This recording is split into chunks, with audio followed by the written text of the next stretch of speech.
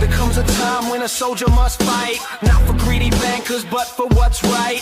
Greedy politicians selling out our land, sold out fools with an outreached hand. We're in the foxhole now, you got that right.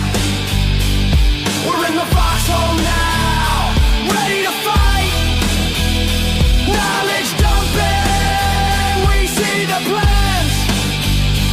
Information bombs across the land. Foxhole! Foxhole!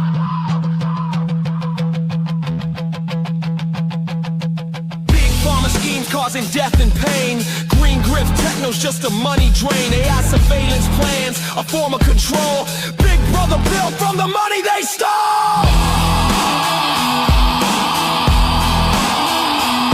We're in the foxhole now, digging deep.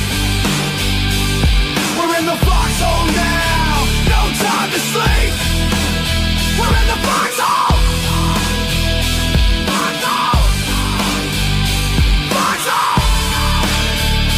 Foxhole. Foxhole.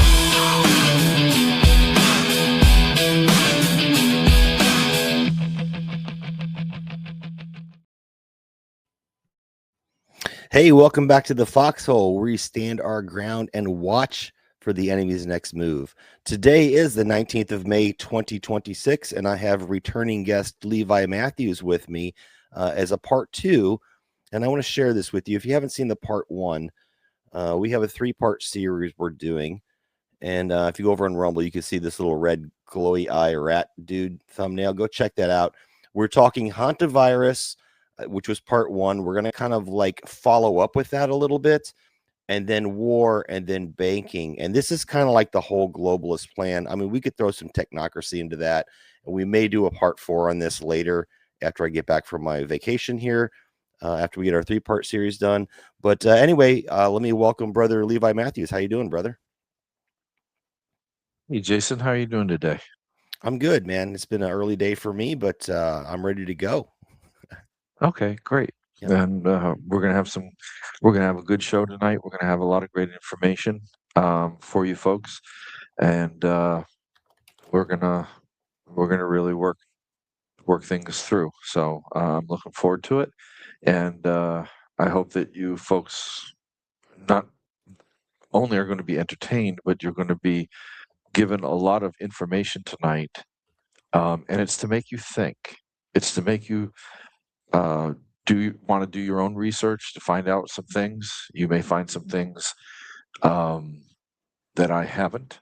You may also find, okay, that you're going to get as frustrated as me because, as I was talking to Jason before, okay, they're scrubbing the internet of information, and it's getting more and more difficult to do historical research and fact-finding on the stories. But nonetheless, I was able to gather a lot of information. I was able to pick through what AI was trying to show me and find truth with documents and things like that. So I'm looking forward to it. Yeah, and just again, if people haven't seen the first one, please go watch the first one, because this Hantavirus thing is actually, it's not something new. And some of the research that Levi has done looking into the chronological order of when things happen, it looks almost intentional, if you will.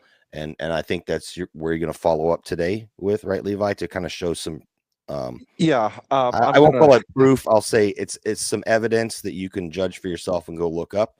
But it seems to be a pattern that continues to happen. And you know, I suggest everybody do their own research on it. It is tough to find sometimes. The last couple of years has been really bad. But I mean, heck, I can't even go back and go ahead. Yep. I wouldn't say that this is a smoking gun. What I would call this is a backdraft situation. Okay.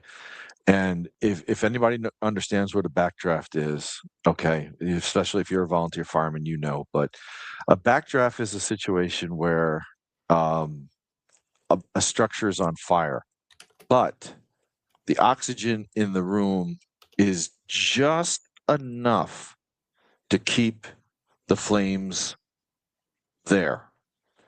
But when a instant burst of oxygen enters into the room, you have an explosive situation happen. You may remember the movie, I think it was back in Yeah. the 1990s, Backdraft. You had Kurt Russell in it, I believe. Yeah, and they actually came out with just so you know, they also came out with a Backdraft 2. I never I seen didn't that even one. I didn't know that, but you can go watch it on YouTube right now. It's part of their free movies. You can go watch it now. So, but anyway, all right. So last week I had the pleasure of being on Jason's show, and again I want to thank him for that, and I want to thank him for having me on today. And we talked about the Hantavirus. We walked you through what the origin of the Hantavirus was, um, in from the Korean War, where it originated from in Korea, in the Hantan River Valley. Dr. Wohu Lee Wohan, Wuhan, yeah, Wuhan, who was the doctor that found it. He's the one that discovered it in the 70s, isolated it. Okay, we went through the 1993 outburst. We went through the Army developing a vaccine for it for the soldiers, and then we went through fast forwarding to exposing the Hantavirus mRNA CRISPR-Cas9 technology vaccine. And then we So went real over can some statistics with the rats and what have you. can I jump in real quick, Levi? Because Yeah, I sure. looked at some of the information you sent me, and just to play the official narrative story here. So 1993, I remember that well. I lived in St. Louis at the time, and it was shortly before I went to Vegas and then on to LA before I went into the Army. But I lived in 93, and I remember the Mississippi River flooding, and they attributed that Four Corners outbreak to a strain that's different from the one that originated from overseas, to one that was here, but nobody was really sick from it. And there was a volcanic eruption the year prior that put a lot of sulfur dioxide into the air, into the atmosphere, which I don't want to get into chemtrailing, but it does cause rain to form and fall. So we had like a significant amount of rainfall that year, which caused the Mississippi River to flood. And I was there. I had my car parked, and I was actually parked below water level, and I seen a wall. I'm like, what the heck is this wall? And it was a barrier to keep the water at bay. It was amazing to see it. I can't even believe that it could hold it. But anyway, in that Four Corners region where it's normally arid and desert, got a lot of rainfall that year. And again, this is what they officially say this came from. And because of that, there was more vegetation, which caused more rats to, breed. And then in 93 or whatever, the following year, that the feces and stuff like that, so they're trying to say it's actually a different strain, but actually the strain on this vessel that we talked about last week was actually another strain. So I don't know what to believe. I'm just trying to throw everything out there. Apparently this stuff exists in nature, and you're going to show that maybe it might have been messed with a little bit. So Yeah. yeah. What I'm going to do, Jason, if you'll reactivate the screen. Yeah. Okay. I kind of change it. I'm going to start here first. Okay. Um, what happened after I had the show? Let me give the folks a little bit of a backstory here. After we had the show, I started to do some research for today's segment, and lo and behold, I came up with the patent for the hantavirus itself. Quite frankly, I came up with close to 100 different individual filed and approved patents on the hantavirus, and I'm going to get into that in a little bit. But I wanted to talk to you folks a little bit, okay? And this is key to understanding. All right. There are things you can patent and there are things that you cannot patent. And I wanted to show this information. This is from a combined effort of the US Patent Office and also, okay, a association that deals with inventors, okay? And they list out on this page key categories of what cannot be patented. And I want to go over these really quickly because this shows you what we're going to get into next, okay? Now, the first thing that's on the top of the list is anything of laws of nature and of natural phenomena. Discoveries such as gravity, DNA sequences found in nature. Now, I want to focus on that because every living creature, and I'm a man of faith, so we're going to hear a little bit of faith here.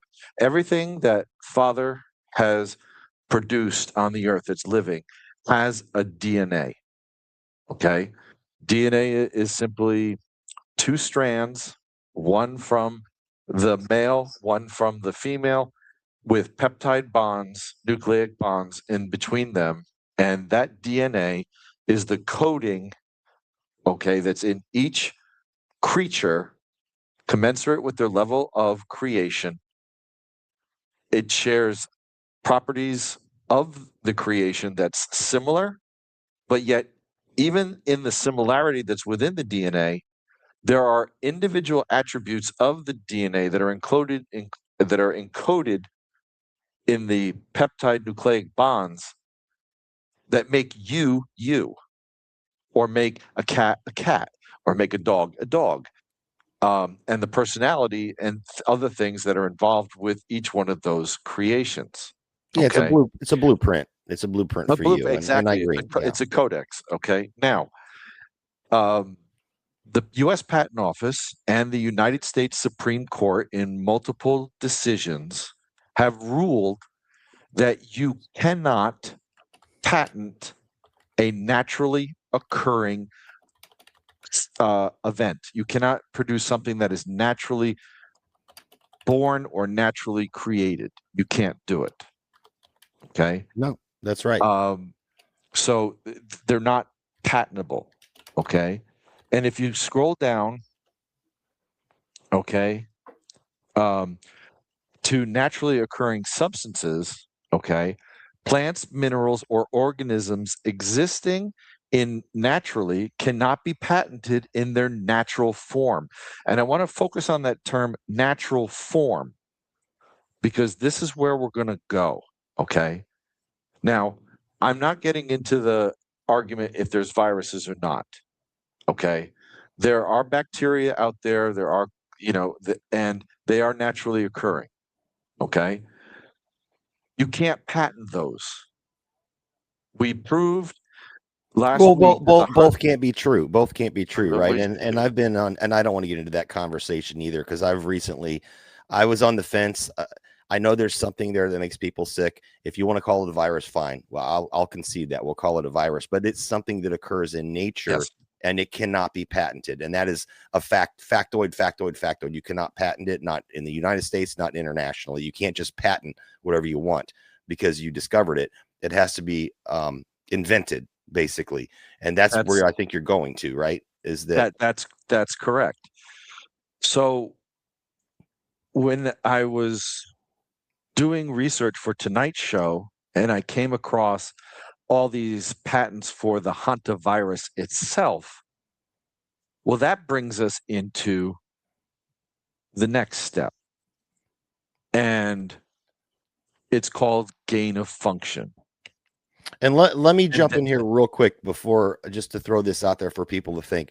I want people to think right now about Monsanto and how they were able to patent seeds. And that was a big fight that had to go up to like the Supreme Court or something and was fought against it. They actually was able to patent something that existed in nature because they altered it. And that set a massive precedent.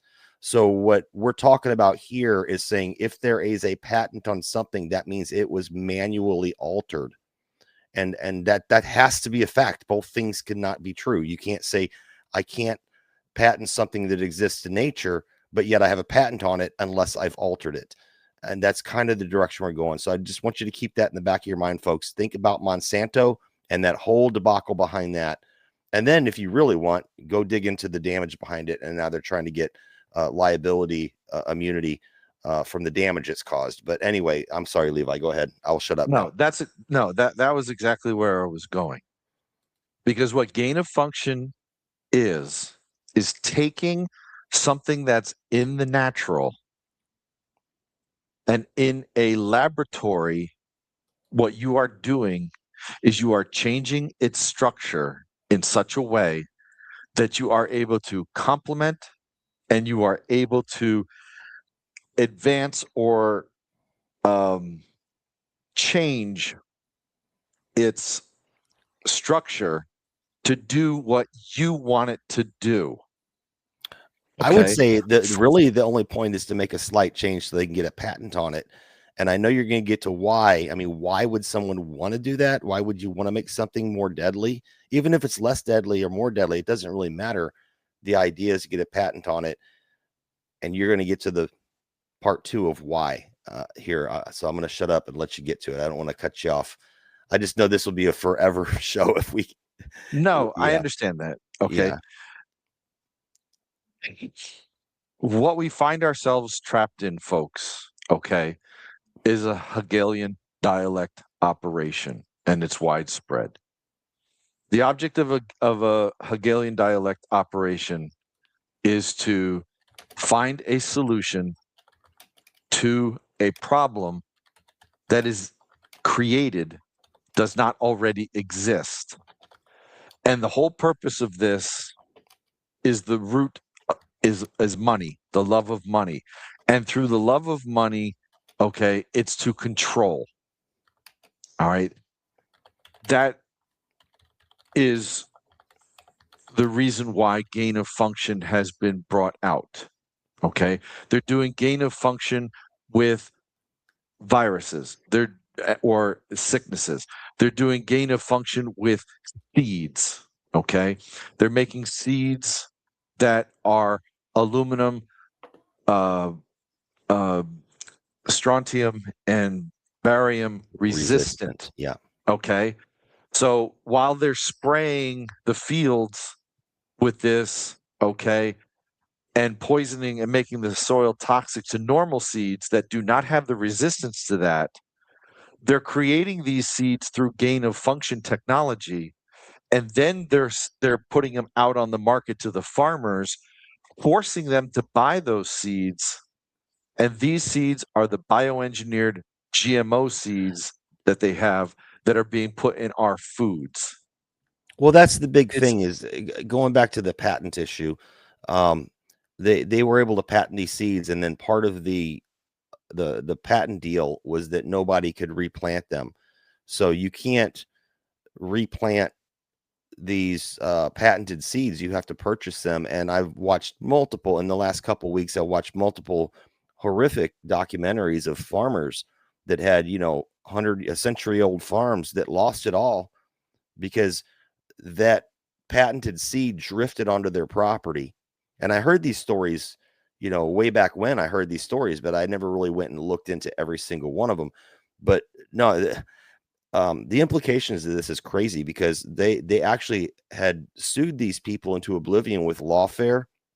They had to till up entire fields, which they had already invested in real seeds, their own seeds that they produced. And now they're no longer able to produce their own seeds because it may have some of the other Monsanto crap in it. And then they get sued under, their crop goes to waste and their farm goes bankrupt. And, I don't know if anybody knows how a farm works, but you have put a lot of money up front first. And then you have to get that money on the back end whenever you sell your crop. And if you can't do that, it could take you 1 year. Maybe you can get by 1 year if you're a really healthy farm. And you have a lot of different crops going in different areas. But when it goes on for a couple of years, you're done. And, most farmers, those combines and those big pieces of equipment they own, they cost hundreds of thousands, if not, $250,000 more. And a lot of times they're just leased now. because they become obsolete before you could even pay that off. So yeah, it's a big deal. And I hate to digress us on this, but that's a really big thing when you talk about patenting something that previously existed in nature. You made a minor alteration to it, but there was a reason behind why Monsanto did that. The reason wasn't so that nobody else could make that same seed. The reason was so that on the back end, they can come and say, you're not allowed to replant this seed. And if it ends up on your property, we're going to have your property shut down, which is completely irresponsible. That is actually counter to how tort law works in the United States, has always worked.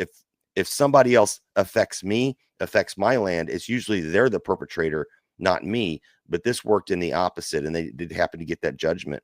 And now they're looking like they're going to get immunity from any damages. So sorry to go there, but no, that's okay. So gain of function research, it refers to the serial passaging of microorganisms to increase their transmittability, Yep. their virulence, their immunogenicity, and their host tropism by applying selective pressures to the culture for which they are given to. And there's a lot of justification out there. And here's an article that I found from the conversation. Gain of function research is more than just tweaking risky viruses. It's a routine and an essential tool in all biology research. yeah. And this is the kind of propaganda that's out there, to cover up the real story. The real story is to take what's in the natural, manipulate it in a lab so that it can then be patented for the purposes of making money, and then removing what occurs naturally to put in what doesn't occur naturally, to reap in more money, reap in more control. And when it comes to these viruses, it's literally death, to kill, or to severely maim through injury. Well, And yeah, it's to no cause laughing matter. it's to create customers for ongoing treatment. That's where I think it is. And I will clarify. There's a couple different, when we talk gain of function, some of the stuff I researched a couple of years ago, they would take pathogens that were highly contagious, and this is where it's going to get into the war, folks. I know it was supposed to be a war episode. This is getting into a war because this is based on fear of war, fear of germ war, is why they can get funding to do this. But what they would do before they would manipulate them genetically, which they need to do to get the patent, they used to just take pathogens and expose them to stuff and culture them and let them grow and wait for adaptations, and then select the ones that were most resilient. So that's one form of like a gain of function, is just kind of like a selective breeding, if you will, kind of like you would breed dogs to get a smaller dog or a bigger dog or a faster dog, or horses, but you can't exactly patent that because, as Levi pointed out, it still exists in nature. It was a natural adaptation. So they have used the CRISPR technology to actually modify themselves and invent something new, which then can be patented. And then now I have the keys to that kingdom, and I can now create a vaccine or a treatment for that disease, which we're only making because the enemy might do it first, right? It's kind of like nuclear weapons. We have to make nuclear weapons because they might make nuclear weapons. And we have to have, we have to have the solution for that. So this is all, and this is why we went in this order, this particular order.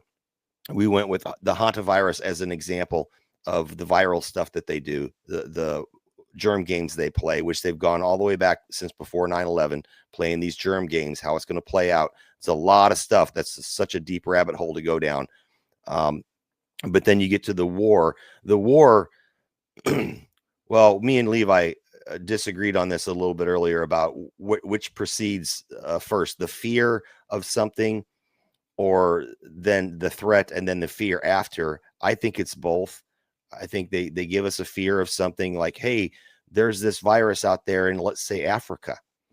We've seen this with the swine flu, African swine flu. Never been one reported case ever in the United States, not one.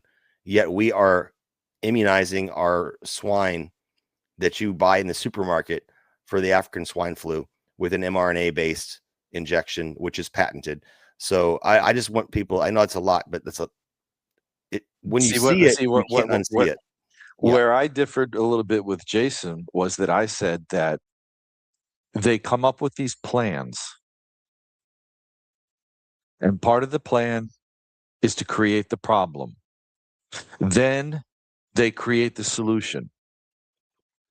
In creating the solution, they prepare what's necessary for the solution. Then they bring out the fear. They're playing a script with the fear. The solution is already in hand, but the people don't know it. And then when the script is played out and they've maximized the fear, then they bring the solution out and everybody thinks they're a hero. And so, yes, there is great credence to what Jason said. If we don't do this first, then another power is going to get it. So we need to do it so they don't do it. Or we need to get it before they get it. That's true. Not all situations fall under that. You know, I asked that in the military. I worked really closely with a master's. Oh, it was not a master sergeant first class. He was NBC guy.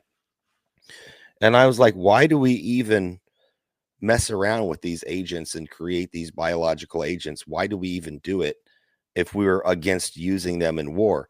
And that was his thing. He said, well, we need to do it to see how to cure it because the enemy might do it.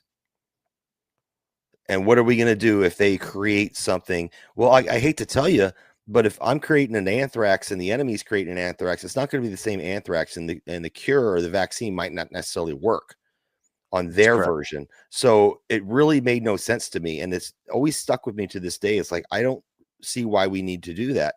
I think that counterintelligence, or not counter, but intel on what they're doing and getting samples and things like that would be more effective to find out what they're actually making rather than try to reproduce it ourselves, because we're not going to wind up with the same product.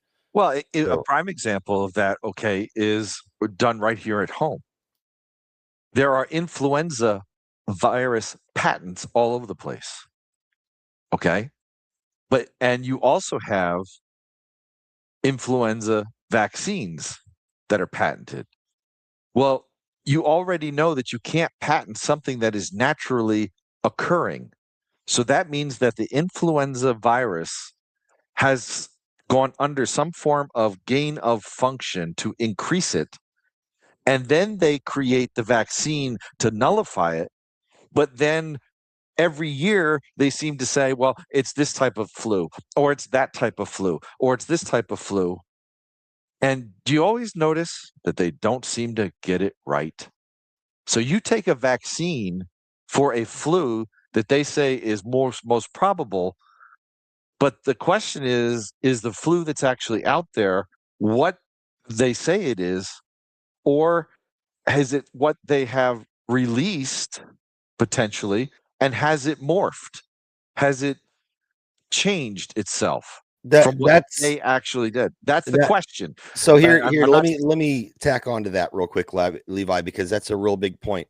A lot of people have pointed that out, and even the doctors and the people who administer it say that we think it's going to be this strain this year, but we don't know. But we're trying to guess, and they try their best. You know, I guess they look at early cases, but the end goal now is to make a one-shot, a moonshot, a one-shot to rule them all that works against all flu. That's something that's really big in the news right now, really big in the medical community, is using the mRNA to make something that will work against almost all strains.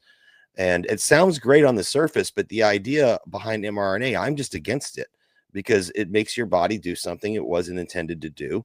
I would love to say that their heart's in the right place, that their intentions are in the right place, but I don't think it is, because we know the dangers of it and we've seen how they've hidden the information.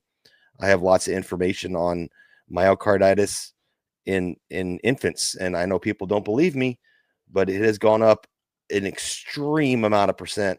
Now, I can say that some of the research does indicate that the myocarditis increase in infants is because of COVID itself, but they do also acknowledge it's because of the vaccine. So what this 20 some odd percent increase, and I think it was 2021 in infants. And I wish I had that document. I came across it and I didn't save it, but it was like literally a footnote in there. And I was like, holy crap, that's insanity that it went up that much in 1 year.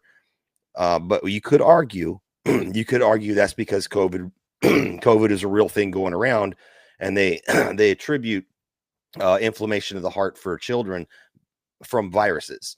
So we could say that, but we could also say, and we know for a fact that it's also somewhat because of the vaccine, because it's in their own documents that they say in their testing that it came out that it was causing myocarditis, especially in men, specifically in boys and of young age. So another argument you can make is it came from the mother if she got injected when she was pregnant. So there's a lot of evidence to that too. So I would say, again, do your own research, just food for thought. And since everything's moving to this mRNA thing, especially the flu shot, and I had a list, it's actually on my laptop downstairs, a list of everything that is being in phase 2 studies right now for different medications and vaccines. And it is a long list. So you may not know if you did not take the COVID shot. And I've already got us kicked off YouTube when this goes to YouTube. Or got us kicked off, but whatever. If you did not take the COVID shot out of concern for the mRNA platform, please educate yourself, because other things are going to be going to that same platform, and they are in a hurry. Already rabies, there's like 3 medications for your dog that are mRNA. There's a couple of different cancer treatments that are already mRNA. Now, those are specified to the person. I'm not sure how they exactly do that, but they're specified to the person. And that's what Trump was talking about. Trump was talking about doing that. Now, if it works, that's great. But if it's going to make you have a heart attack at 45 years old, I don't think it's that great. I don't know. You'd have to choose for yourself. But anyway, and my personal thing is it's a spiritual thing. I'll just say that up front. It's a spiritual thing. So, all right. I'm sorry, Levi, to go down that rabbit hole, man. No, I know that's okay. We weren't going to spend that's that all much time on this to wrap it up, but No. So now the NIH, they declare that what dangerous gain of function is. It is the increase, the harmful effect, stability, or spread of an infectious agent to undermine the immune response or vaccine effectiveness, confer resistance to treat or facilitate evasion of detection, and change the host range or enhancement transmissibility, or reconstitute eradicated or extinct pathogens. This has been the definition from the NIH for decades since gain of function began in the 1990s. Okay, and I have a couple of videos here that I want to play.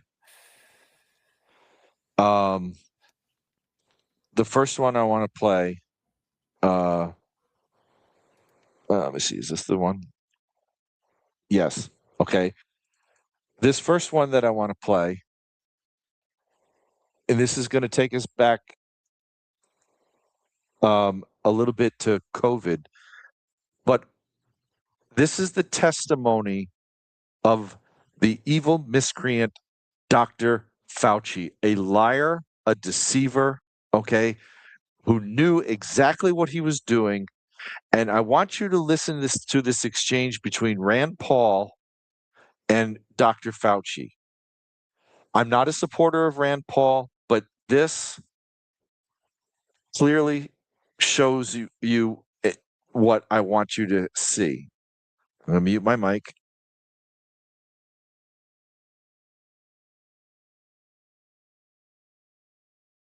we've got no volume on this end, Levi. Did you do check the little box that says share volume when you did the screen share? Okay. Let's try sharing it again. If not, you can drop a link in the private chat and I can bring it up on my end. Okay. Let me Yeah, do I that. remember this. I remember this, and this is really important. So we need to make sure we get that out.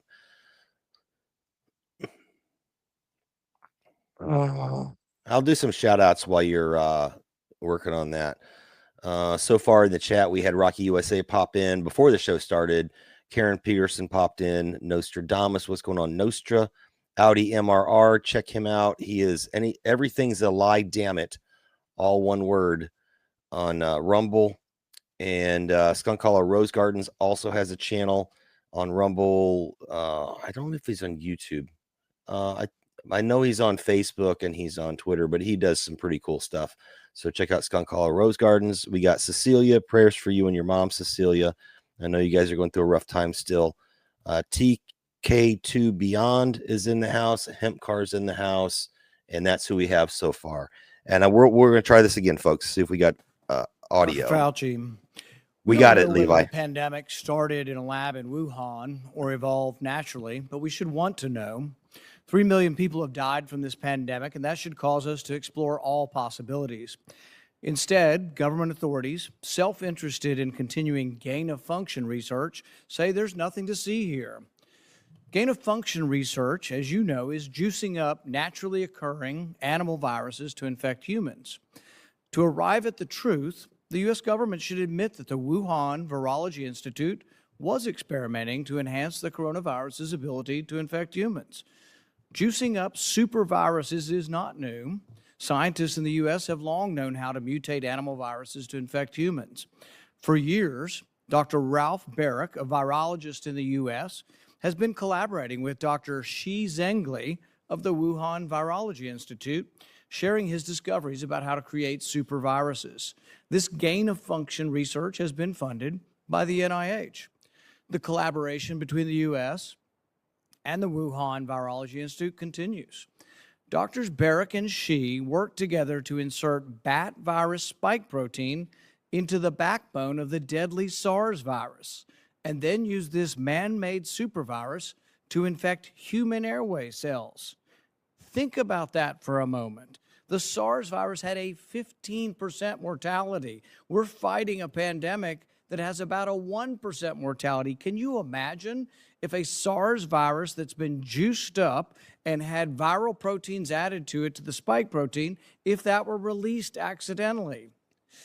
Dr. Fauci, do you still support funding of the NIH funding of the lab in Wuhan?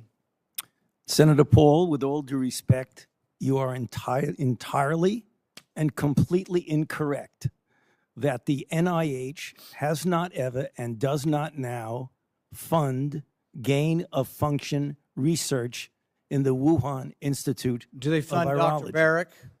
We do not fund. Do you fund Dr. Barrick's gain-of-function research?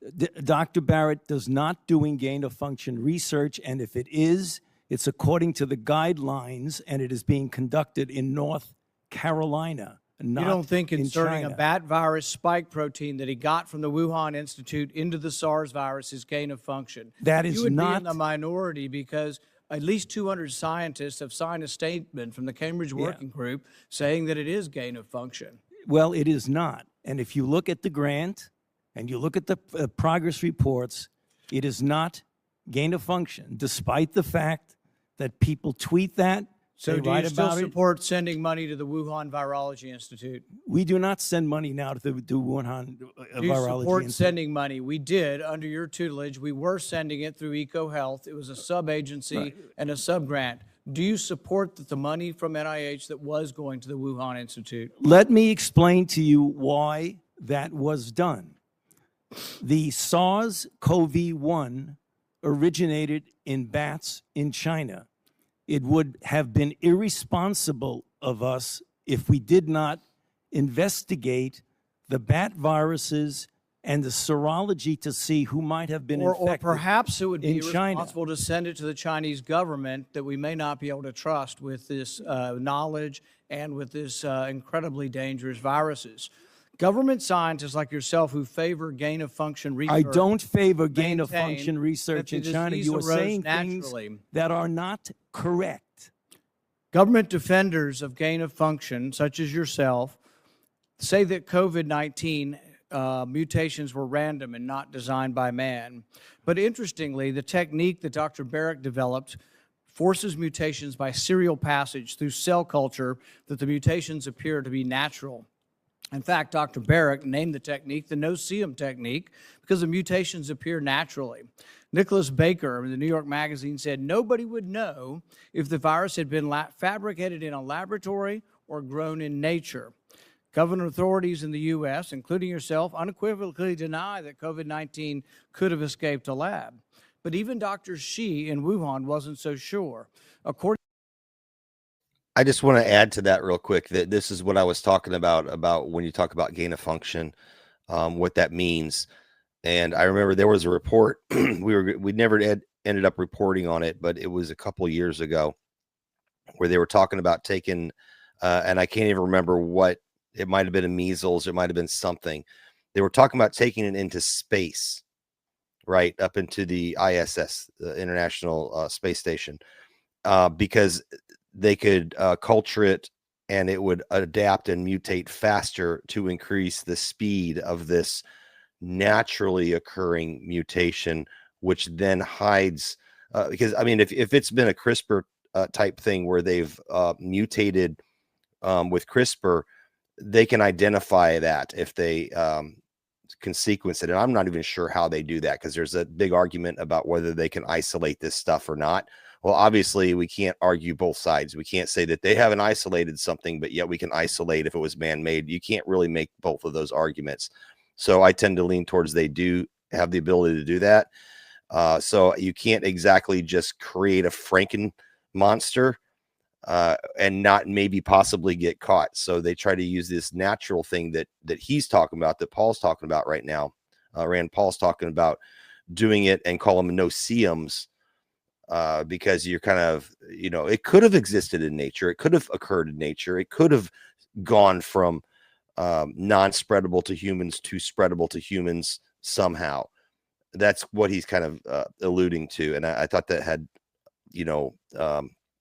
was talking about what I was talking about earlier about how they actually do gain a function. And that's one way to do it. Do you have anything to say on that, Levi, before I fire it back up? No, at this point, I just want you to take notice that Dr. Fauci unequivocally testified under oath that he does not believe in gain of function, and that the federal government through the NIH does not support, nor does it fund gain of function research. Well, we know Keep that to not be in true. your mind. And I'm gonna show that to you after this is over with. Okay, I'll let it run, man. I'll mute myself again.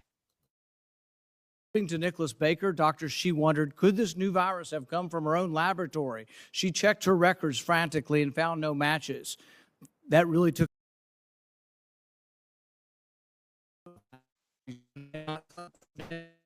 the director of the gain of function research in Wuhan couldn't sleep because she was terrified that it might be in her lab. Dr. Barrick, an advocate of gain of function research, admits the main problem that the Institute of Virology has is the outbreak occurred in close proximity. What are the odds? Barrick responded, could you rule out a laboratory escape? The answer in this case is probably not. Will you, in front of this group, categorically say that the COVID-19 could not have occurred through serial passage in a laboratory? I do not have any accounting of what the Chinese may have done, and I'm fully in favor of any further investigation of what went on in China. However, I will repeat again, the NIH and NIAID categorically has not funded gain of function research to be conducted in the Wuhan Institute of But you do Virology. support it in the U.S. We have 11 labs doing it, and you have allowed it here. We have a committee to do it, but the committee has granted every exemption. You're fooling with Mother Nature here. You're allowing super viruses to be created with a 15% mortality. It's very dangerous. I think it was a huge mistake to share this with China, and it's a huge mistake to allow this to continue in the United States. And we should be very careful to investigate where this virus came from. I fully agree that you should investigate where the virus came from. But again, we have not funded gain-of-function research on this virus in the Wuhan Institute of Virology, no matter how many times You're parsing you say words. it. There it was didn't happen. research. There was research done with Dr. Shi and Dr. Barrick. They have collaborated on gain-of-function research where they enhanced the SARS virus to infect human airway cells, and they did it by merging a new spike protein on it. That is gain-of-function. That was joint research between the Wuhan Institute and Dr. Barrick. You can't deny it. Senator Paul, your time has expired. Dr. Fauci, I will let you respond to that when we need to move on. Excuse me? I will allow you to respond to that, and then we'll move on. Yeah, I mean, I just wanted to say, I don't know how many times I can say it, Madam Chair. We did not fund gain-of-function research to be conducted in the Wuhan Institute of Virology.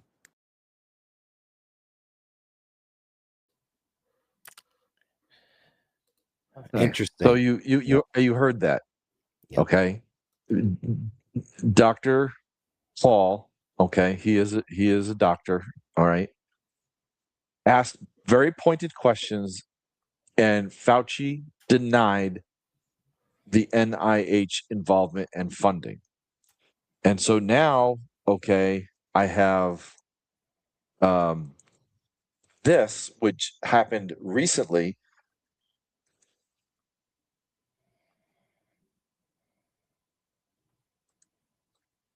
In a hearing that was held in the House.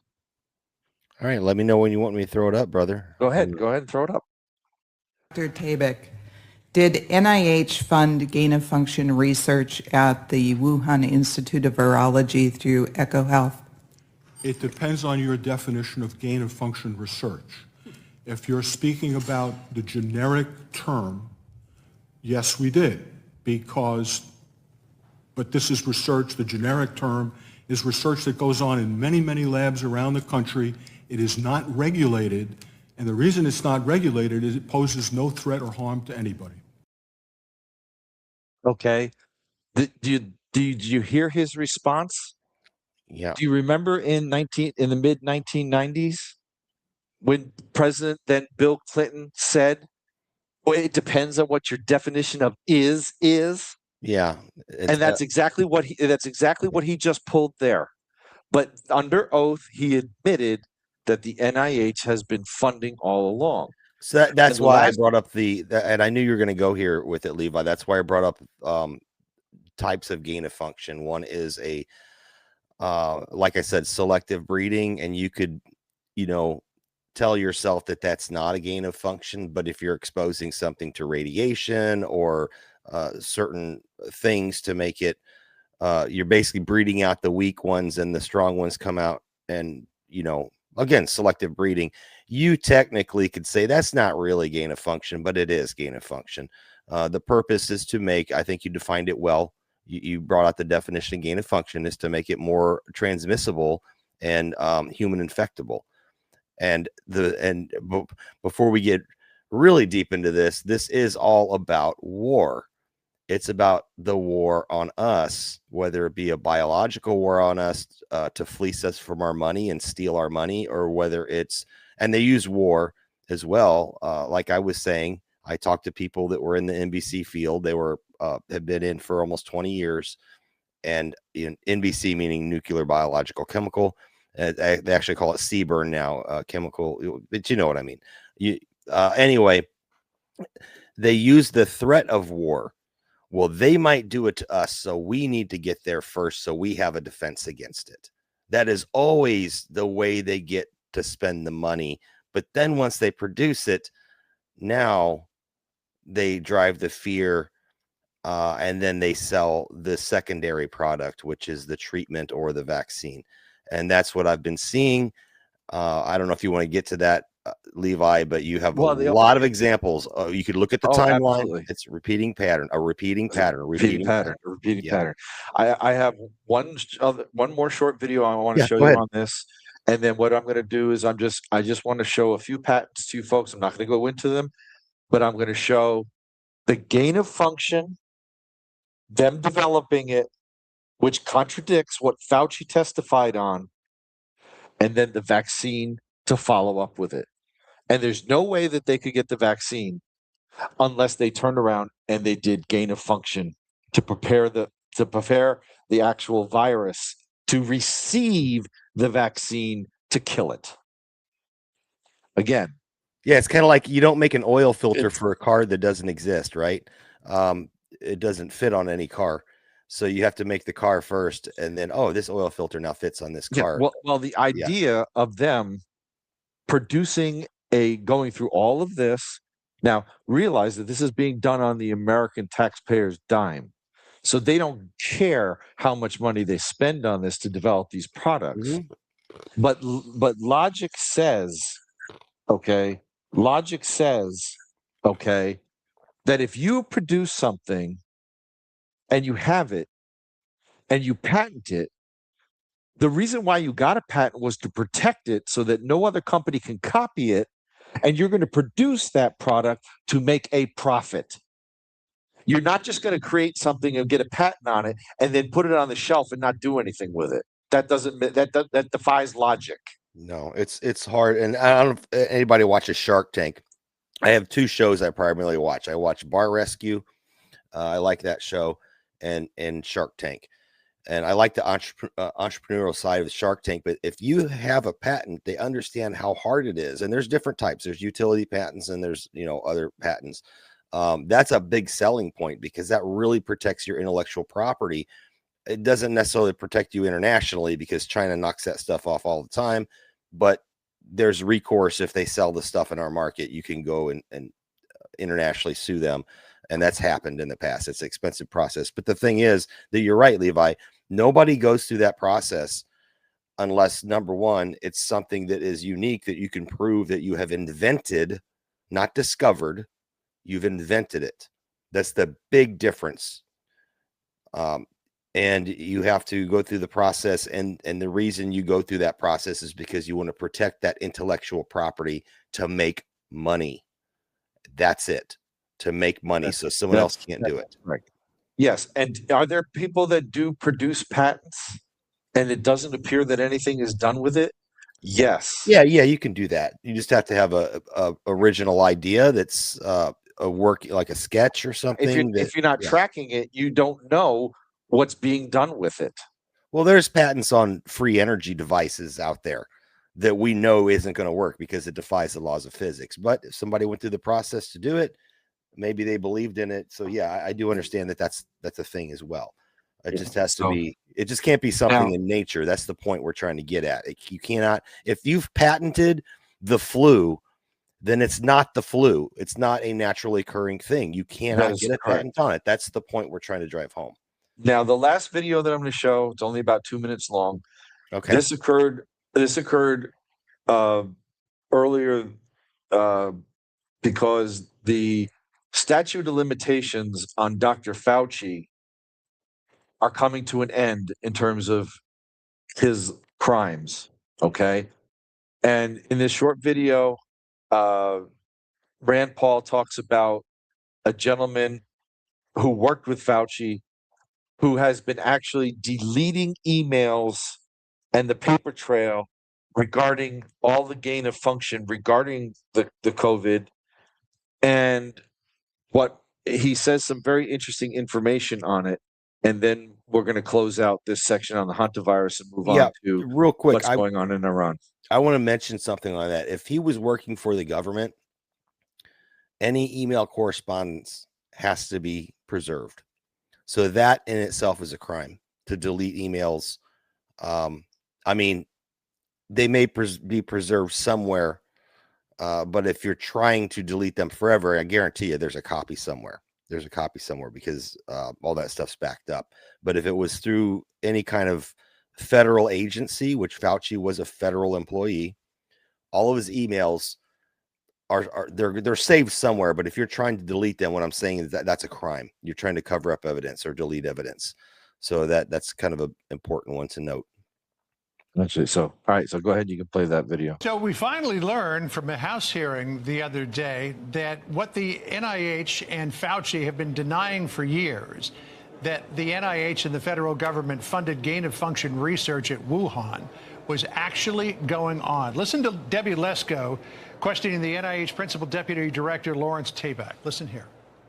Did NIH fund gain-of-function research at the Wuhan Institute of Virology through EcoHealth? Yes, we did. Research that goes on in many, many labs around the country.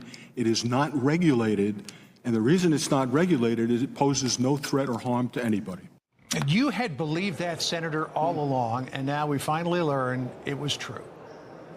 Not only that, we now have FOIA emails where we have Anthony Fauci in his own words saying, we know what goes on in Wuhan is gain of function. That's why we're suspicious that this virus originated there and was manipulated. So everything he said in public, he said the opposite in private.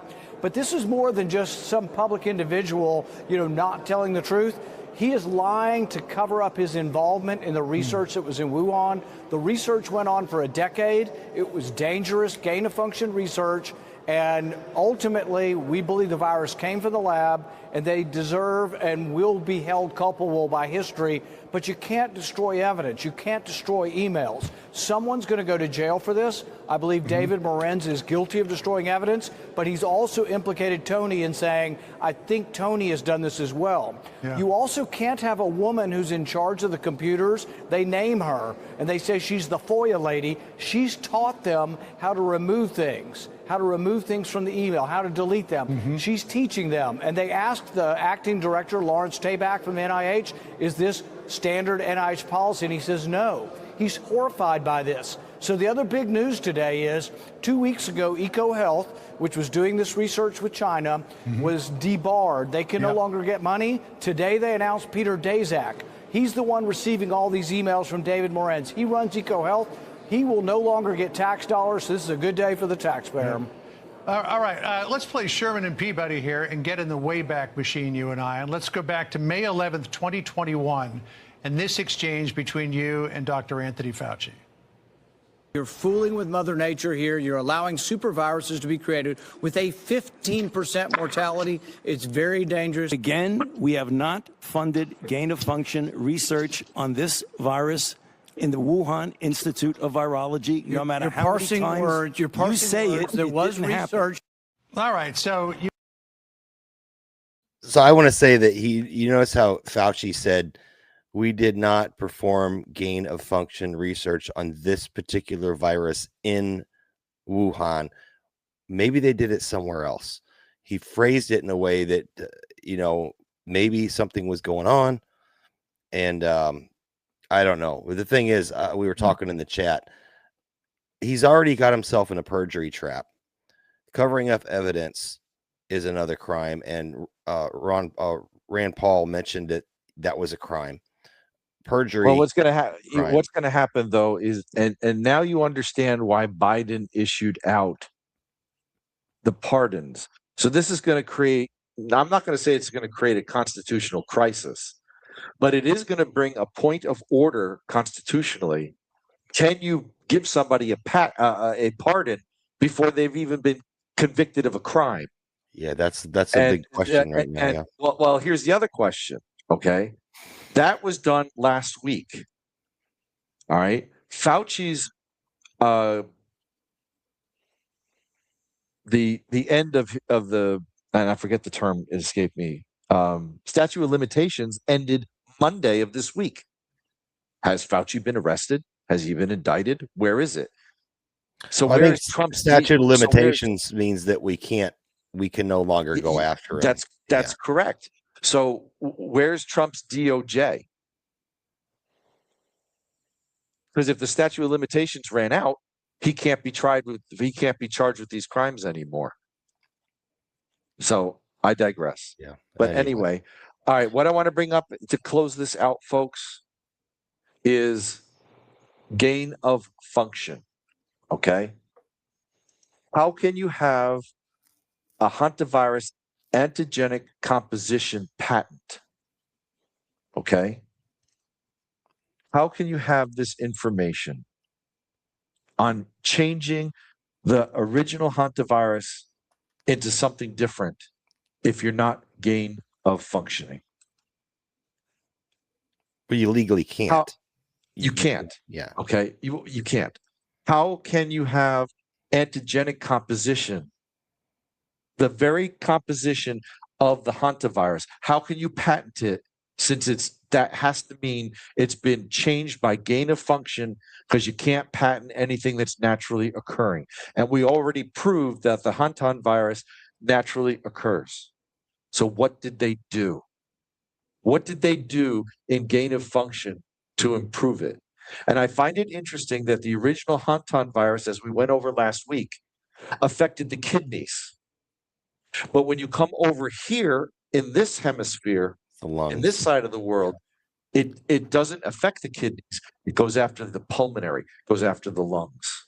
Yeah, and that's where I was playing the other side of the story there when I had looked into the Four Corners, what had happened there, and they had blamed that on the massive rains we had in 1993 and the excess of vegetation in that arid region. But I mean, so they basically said that strain had existed prior, but nobody had ever gotten sick from it. But because there were more rats, everybody all of a sudden got sick at the same time. However, yeah. So I'm just saying that is what they're saying. That's what they're saying. Yeah, that's so what I'm saying. Yeah. Here's the patent for and these are in time order, folks. By the way, I put these in time order. The human monoclonal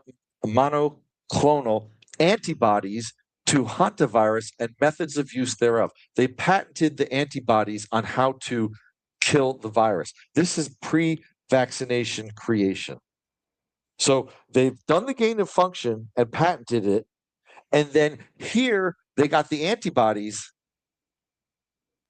to do away with what they created under gain of function, and they've patented it.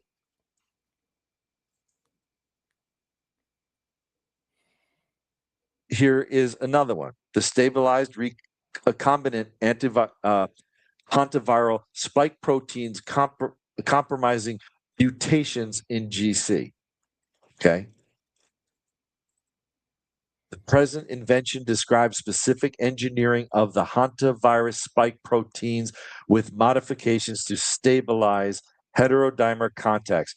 They're fooling around with the hantavirus spike proteins, which is exactly what Dr. Paul, that's why I brought this video out, talked about with Fauci, and Fauci denied it. And then here you go. This is the patent I showed you last week, the mRNA vaccine against hantavirus, Hegelian dialectic. They created the problem, and they came up with the solution. And in this instance, they now having the solution in hand, potentially relieve the problem, have the narrative created, except this time, because of the people having gone through COVID, the people now are creating their narrative with help of AI or bots or paid actors. And so now we're getting into the war aspect. Yes, I want to point one thing out before we move on, though, while we have this on screen, Levi, because this is what I want people to take away from this. You know, be skeptical, be a normie if you want, be skeptical, be a tinfoil hat guy if you want. I don't care, but just pay attention to what is on the paper. Publication date of this, April 24th, 2025. But take a look on the left. The file date, September 15th, 2022. This is for mRNA. So this is right after mRNA was approved and pushed out. And before we had a hantavirus scare, which we've only had one in the past. One major one in the past. 1993. Yes. So why would somebody put forth the money and the effort before a problem that didn't really exist. Nobody heard of this. And this goes back to 2022 when this was filed. And they were working on it before that, because you have to get to a certain point. What is it? There's another date down there. That's 2024. But that they've put money and time and lab and research effort into this before they get to the point where they file a patent. And then it was approved in 2025. And then in 2026, we see a hantavirus problem. So just do the freaking math. And I asked Levi not to come and show all of these examples, but there are a ton of these examples over the past couple decades where they have done the work, they file a patent, they get the patent, then we have a problem, and then they sell a solution. And it's over and over and over again. It's a pattern. Okay.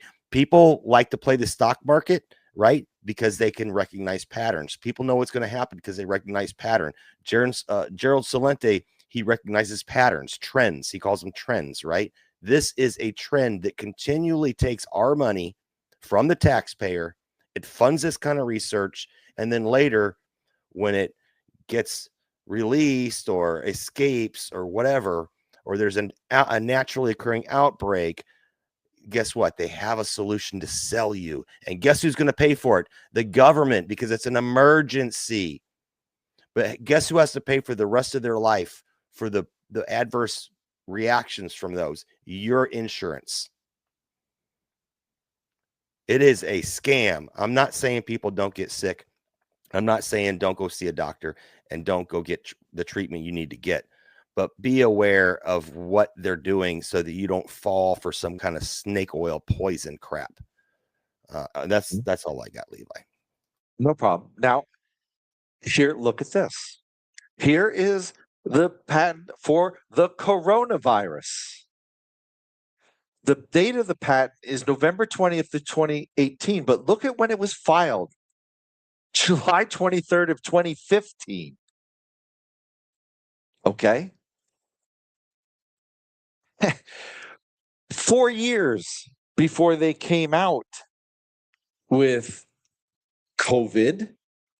Okay. And the people that are the inventors, the GB that you see there is the country code Great Britain. So the inventors of the coronavirus came from Great Britain, applied for a United States patent, got it. So if you patented the coronavirus, you've already taken a natural virus, applied gain of function to it, and the patent applies. So this is proof that the backstory that Dr. Fauci spoke about is a lie. So radio said, he says that the 2001 coronavirus was SARS-CoV-1. Coronavirus patents go back to the 70s. That's interesting. It's a family. Yeah, that's right. It's a family of viruses. But to get a patent, you have to have something specific. So is this the CoV-1 or CoV-2? No, this coronavirus patent is what occurred in 2019. This is not the SARS. If you want to find the SARS patent, you have to look under SARS because it's not classified as coronavirus. It is patented under SARS.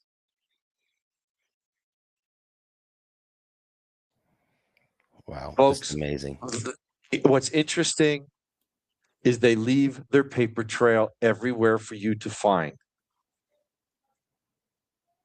They just don't. I'll make it simple for people to understand. I can't patent a rainstorm, but if I have a way to make it rain, I can patent that, like a process. That's what we're talking about here. That's as simple as I can break it down. If it rains, I can't say, "Oh, I own that. It rained. You owe me money because it rained." But if I go and spray stuff over your area to form clouds and then it rains, then I can charge you for that. For that rainfall. And on this next one, Okay. This is also a patent for coronavirus. As you can see, coronavirus vaccine. And these are all the associated patent numbers and their dates, okay, concerning aspects of the COVID vaccine. So here I have shown you beyond a shadow of a doubt that they created the coronavirus, patented it, and then which is the problem, and then they created the solution with the coronavirus vaccine, the solution. Okay. They did the same thing with the measles. They did the same thing with hepatitis. Okay. They have a rhinovirus mRNA CRISPR Cas9 vaccine. And for anybody who doesn't know, rhinovirus is the common cold. How can they tell us for decades that there is no possible cure for the common cold because they haven't been able to either isolate it or find it? Okay. And now all of a sudden, they come out with an mRNA CRISPR Cas9 vaccine for the common cold.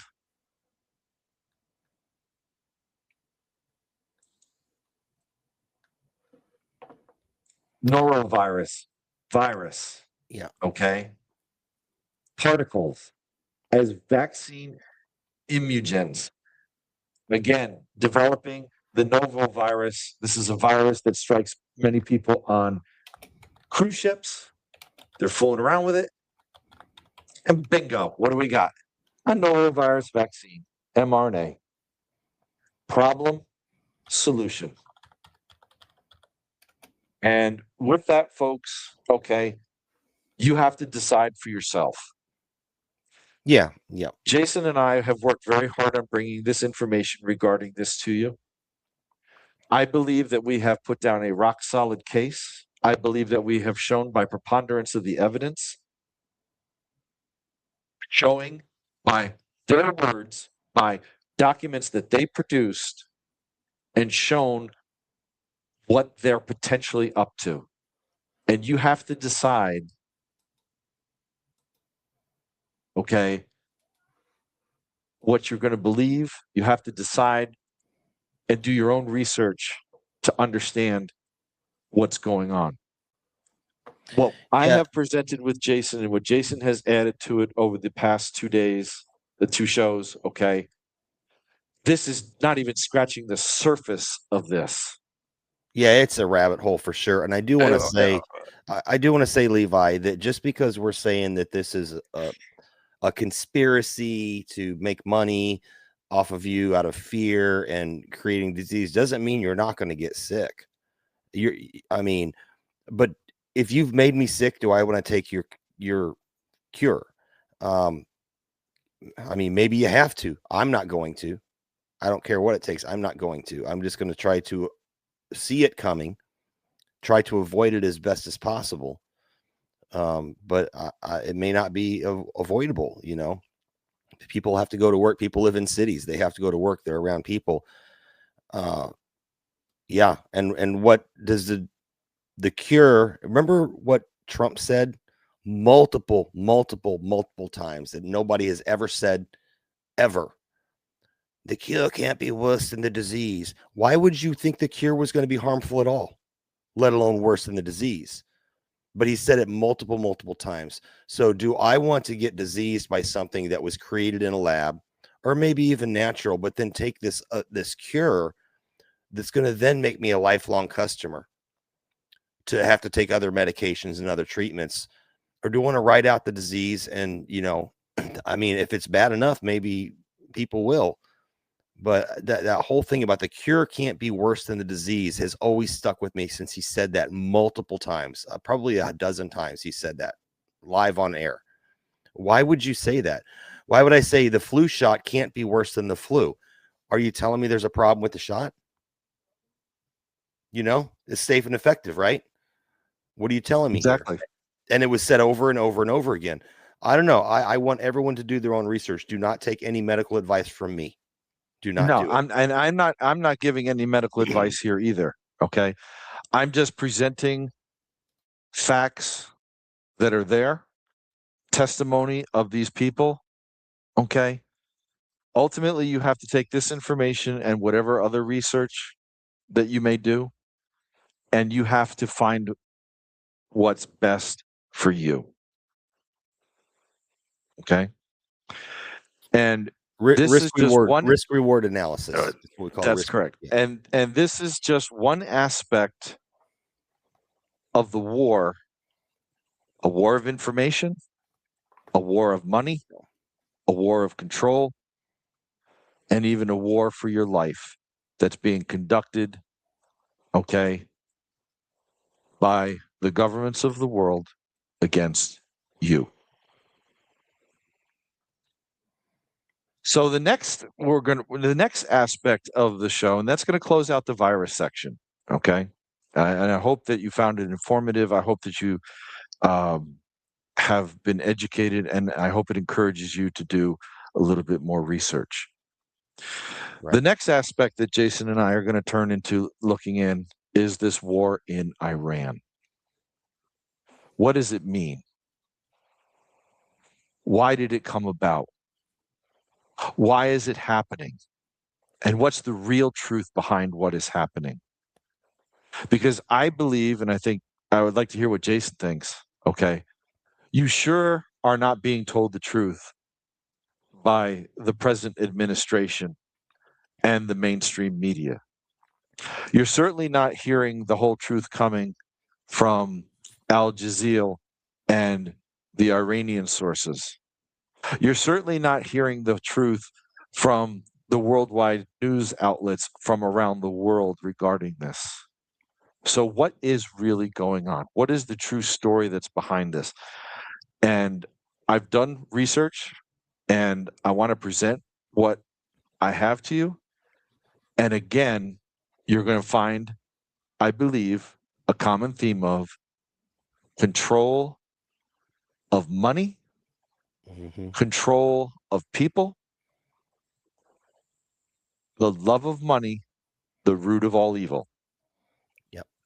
It's to So, steal your labor. This everything comes down yes, to fleecing from the flock by the people who are supposed to guard us. that's correct. That is correct. Okay, unequivocally 100% accurate.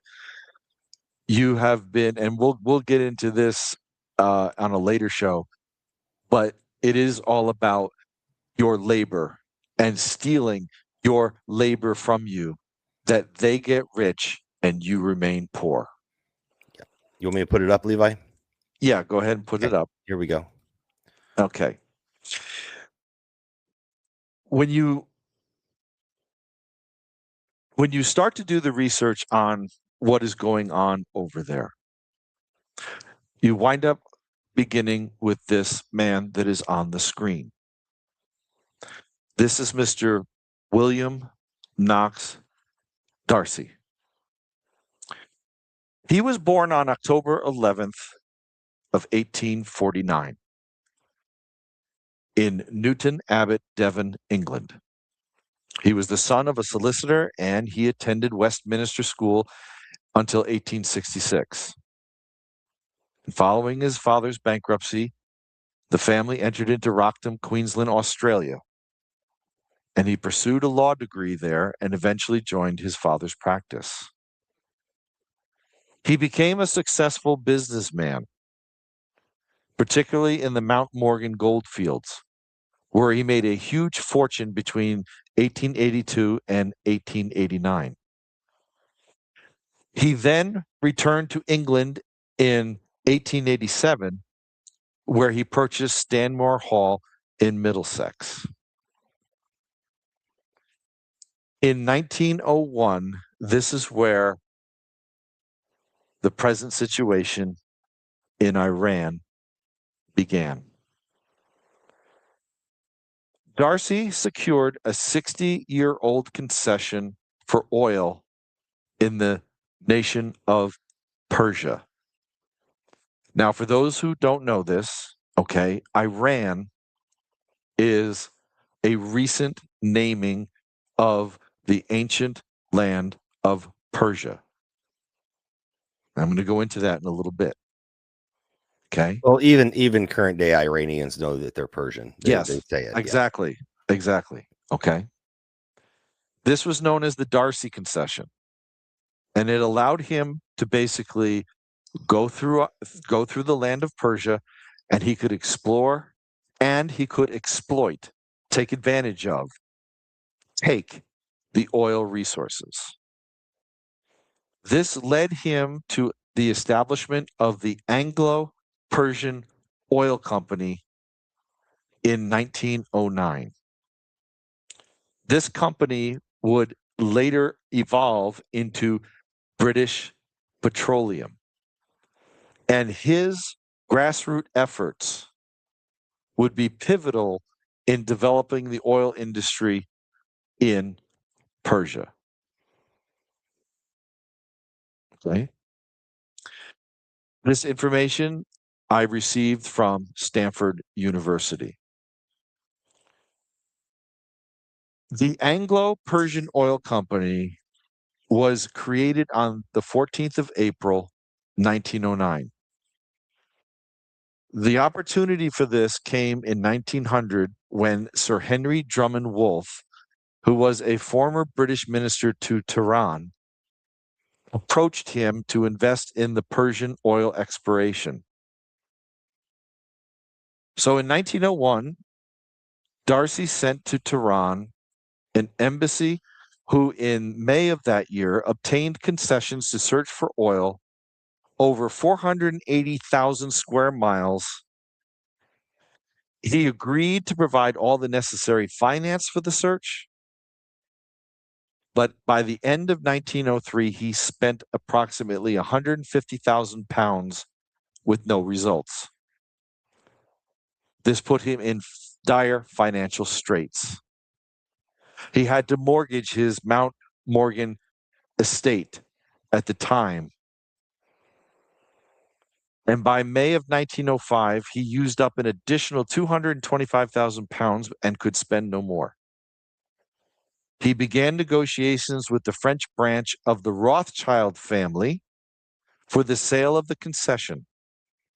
But on the 20th of May, the British-owned Burma Oil Company stepped in with an offer, and Darcy agreed to it and made over the rights to his concession in return for 170,000 Burma oil shares and payment to cover expenses he had incurred. In 1909, he did find the largest oil find in Iranian histories in Majed Soleiman. And what was interesting was that in 1914, the British Crown purchased 51%, naturalizing the company under the British government. Wow, 51%. 51%. That's enough to be the controlling stake. Yeah. And that's correct. And that immediately gave the Rothschilds direct influence. On May 26th of 1908, the Burma Oil, they found that the biggest oil field, as I said, okay, it led to the formation of the Anglo-Persian Oil Company, which later became known as the Anglo-Iranian Oil, and ultimately to British Petroleum.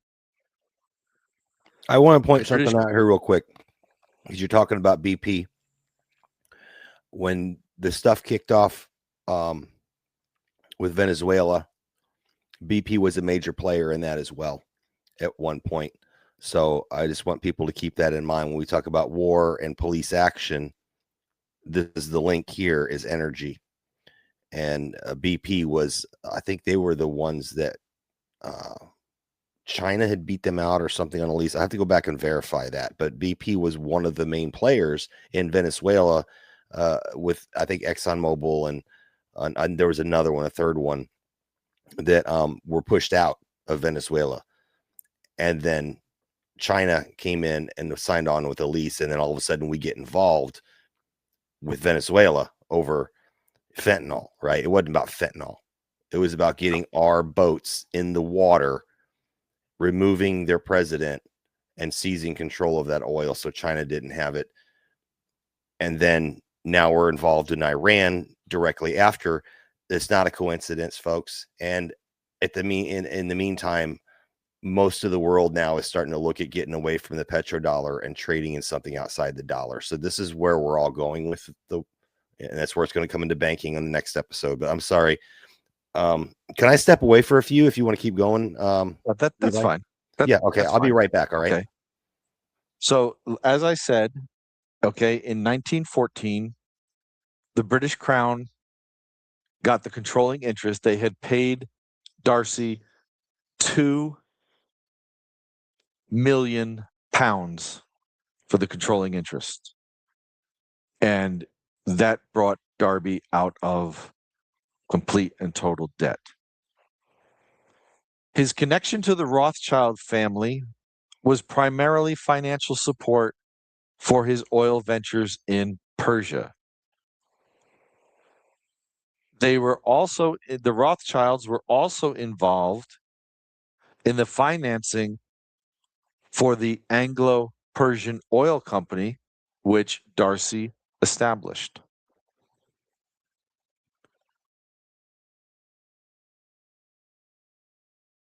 The Rothschilds were renowned for their banking influence, and they played a significant role in the financing in the establishing of the Anglo-Persian Oil Company.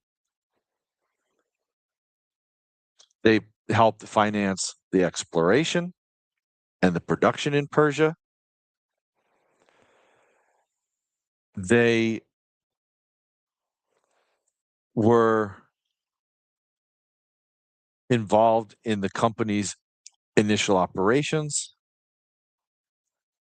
and solidified Darcy's position in the oil industry in the Middle East, which allowed him to exploit Iran's oil resources.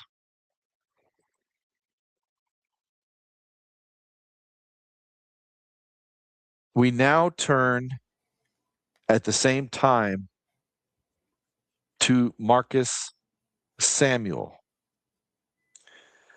I do not have any pictures of Marcus Samuel. See if I can find one. Thanks for that, man. I had to go. Okay.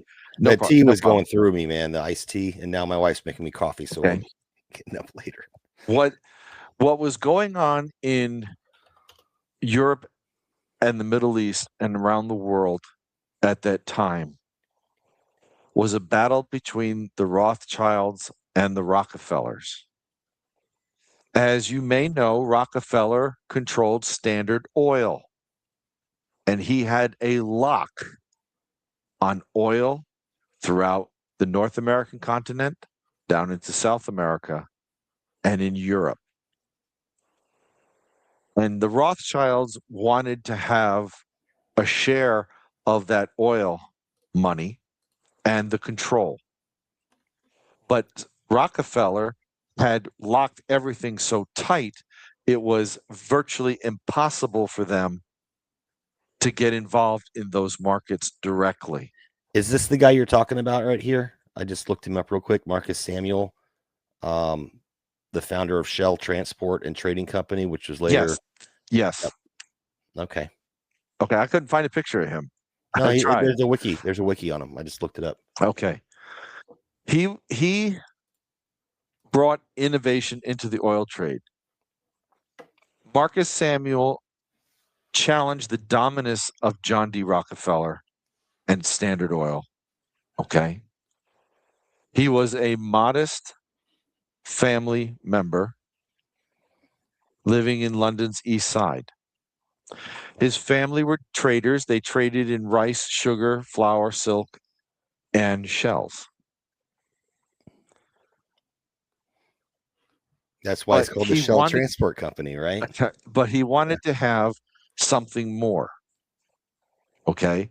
Now, in his network, he had a family of Iraqi merchant origins. He worked in the Middle East extensively and also over the Indian Ocean through trading. So he was connected to Europe, the Middle East, and Asia through his goods, his knowledge, and his credit networks. At the time that the oil industry was dominated by Rockefeller, okay, Rockefeller controlled approximately 90% of the world's oil refinery. Thank you, babe. The Rothschilds were also involved in oil. As we know, and I just discussed, okay, they were involved with Darby. But Darby wasn't giving the Rothschilds exactly what they wanted. They needed a solution. And part of that solution was Marcus. They wanted to undercut Rockefeller in that area because over in Russia, okay, during this, at the same time, the Noble brothers ran a petroleum company which started in about 1879. And by 1902, they were the largest oil producing company in Russia under the czars. I got By I got a 19 little I got a little something to read here from the wiki on this guy. Talking about Samuel. Realized the potential of the oil market during a prospecting trip to the Caucasus. The in Caucasus, Yeah. the Caucasus. Yeah, in 1890. So in 1891, he secured a 9-year exclusive deal with the Rothschilds to sell Benico. I don't know how you say his name. Benico's kerosene east of Suez. And I don't know if you've noticed, Suez Canal is coming up on the radar as well. Now, Samuel had commissioned the design and construction of a safer generation of tanker, safe enough to transit the Suez Canal, the first of which was Murex, that set sail from West Hartlepool for Batum or however you say that, on 22 July 1892, where it acquired its load of kerosene. The ship transited the Suez Canal on the 23rd of August and proceeded onward to his storage facilities in Singapore, then on to Bangkok for retail distribution. Samuel then built 10 additional ships. That's humongous. Yes. Also named for seashells in 1895. He received a concession in the Kutay region of, I'm not going to pronounce these names, where oil was discovered later in 1897. So, yeah, this is a major player here. I'm reading it as you're talking. So Yeah. I was actually I haven't abandoned Marcus. I just kind of jumped over to this because what happens is Marcus winds up coming back in, and you kind of alluded to that. Because what happened is after the Bolsheviks took over in 1917, the Rothschilds, okay, because the Bolsheviks were Zionists, the synagogue of Satan, those who call themselves Hebrews but are not, and who are led by the Rothschilds. And so they had gained control of the country. And this was the Rothschilds' way of getting into the Russian oil markets. And what wound up happening is that along the coasts of the Black Sea and down into Turkey, the Rothschilds built a railroad that was able to transport the oil out of the Caucasus to the ships that were in the Black Sea, which were of Marcus of the Shell Transport and Trading Company. And the railroads also transported oil down into Turkey to be shipped out from there. And it was a way of creating a wedge because the Noble brothers had brought Standard Oil into their organization. So the Rothschilds couldn't get the oil directly, but they handled all the transport of the oil, the kerosene,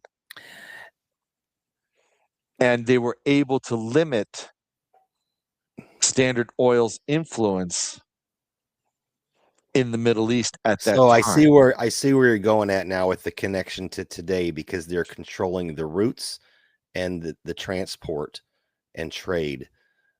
For the why, we'll get into, I'm sure, next time with the banking side of it. But That's very correct. history. It maybe doesn't repeat, but it rhymes, as they say. Mhm. Controlling, you don't need to necessarily own the oil. You just got to control the movement of it, energy. That's that correct. is. Yeah. Okay, I get where Okay. you're going. Yeah. So I wasn't the just Shell tra- for the audience out there. I wasn't sure where Levi was going to go with this, so I'm kind of getting educated at the same time on history. So go ahead, Levi. I'm sorry. no problem. So now, okay, you have the Shell Transport and Trading Company in Persia. You've got the Rothschilds in Russia transporting Noble's oil, which is underwritten by Standard Oil. And so now you have a battle of two families and their satellite agents happening in the Middle East. And the Shell Transport and Trading Company played a significant role in the oil industry in Persia and created a partnership with the Turkish Petroleum Company. This effectively locked the Rockefeller family and the Standard Oil out of Turkey. The Shell Transport and Trading Company later became part of the Royal Dutch Shell Company, which played a significant role again in Persia. They increased their exploration, they increased their production, and they increased the transportation of oil over substantial economic routes, including the development of infrastructure, railroads, created jobs for the Persians, and contributed to the local economies through the exports. Okay. Now, we have what is called the Red Line Agreement. And this was an agreement which came up. Let me know if you need me to 19 share the screen for you, man. Yeah, I'm Okay. getting there. Okay. And if you can go ahead and share that next screen for me, Jason. Okay. Gotcha. Yep. This is the Red Line Agreement. And this is what changed the whole Middle East, placing it under Rothschild control. The 1928 Red Line Agreement was signed, and it established the major oil companies which were allowed to operate within the Red Line. It was divided up between four major companies. Royal Dutch Shell, which got 23.75%, a Rothschild company. Anglo-Persian Oil Company, 23.75%, again, a Rothschild company. Compagnie Française de Pétroles. Sorry that I don't know how to pronounce petroles in French, but that's, It's pretty convincing to me, man. That was another Rothschild-supported company, 23.75%. The last one was the Near East Development Corporation, 23.75%. The rest was left for the associated peoples in their respective countries. The Royal Dutch Shell was formed in 1907. It merged the Royal Dutch Petroleum Company with the Shell Transport and Trading Company. I do want to note real quick, just while this is on the screen, what does the map say instead of Iran? What does it says say? Persia. It says That's Persia. Just in 1928, it was so-called Persia. Okay. And not all the nations are there, but look at Arabia. It wasn't known as Saudi Arabia, it was known as Arabia. Okay. Today, Yemen is cut out of the old Arabian territory. Okay. Kuwait is cut out. Bahrain is cut out. United Arab Emirates is cut out of Arabia. And eventually, Arabia would be known as Saudi Arabia. Okay. You have Syria, you have Iraq, and you have Armenia, you have the Caucasus, and then you have Turkey, you have Egypt, and at that there's time, no Egypt, Kuwait. I don't see Kuwait there either. no, Kuwait is not created yet. Okay. Kuwait is not created yet. That was carved out, and Egypt, which is part of, at that time, the Horn, which is where Gaza is located. Okay. The nation state of Israel is not created yet, but we're going to get into that. Okay. We've already went over the Anglo-Persian Oil Company being created at the turn of the century. The Compagnie Française de Pétrole was founded in 1924, and it was created to ensure the supply of oil to France after the devastation of the First World War.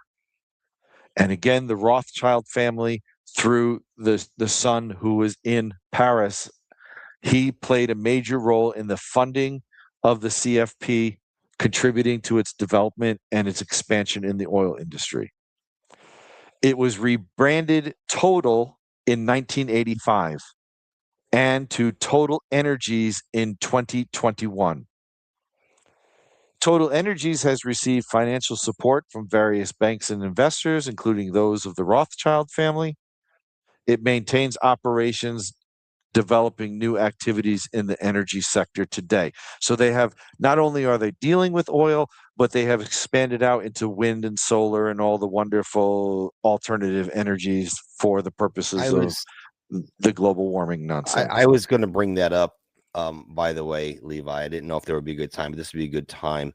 As besides and we'll get, like I said, we'll get into the financial portion, the banking portion of it as it relates to oil, and just energy in general. But I want people to think about when we look at the medical portion of it, the drugs that they make. What is it based on? What is all modern medicine based on? Petroleum. And that's correct. We're talking patents here. So they don't even need a whole lot of it. They just need to be the only ones that can produce it. And if they're making you reliant on it. So this is where that ties in. I just wanted to make that link really quick, why we did these as we included that in this 3-part series, because it's the same people with the same type of plans that are giving you but one option, basically, to enrich themselves. And it includes the medical industry. It includes the war industry. A lot of it, to a certain extent, maybe we could do another show on that, Levi, about the food industry. But yes, monopolization of, we were talking in chat earlier, planned obsolescence. You obsolete something. Monsanto's guilty of this. They're making the soil to where you can't grow anything. So what do you got to do? You got to buy their food. And now we have Bill Gates competing on that right now, where he wants to do lab grown food. I actually had some stuff to talk about. I might talk about it Saturday on Knights of the Storm show, but there's a lot of misinformation out there floating around about there already being lab grown meat and stuff thrown in the stores, but I think a lot of that's hype. But anyway, I digress. Go ahead, Levi. Which one do you want me to throw up right now? Go ahead and you can throw up the tank car. Okay, gotcha. Right here. Okay.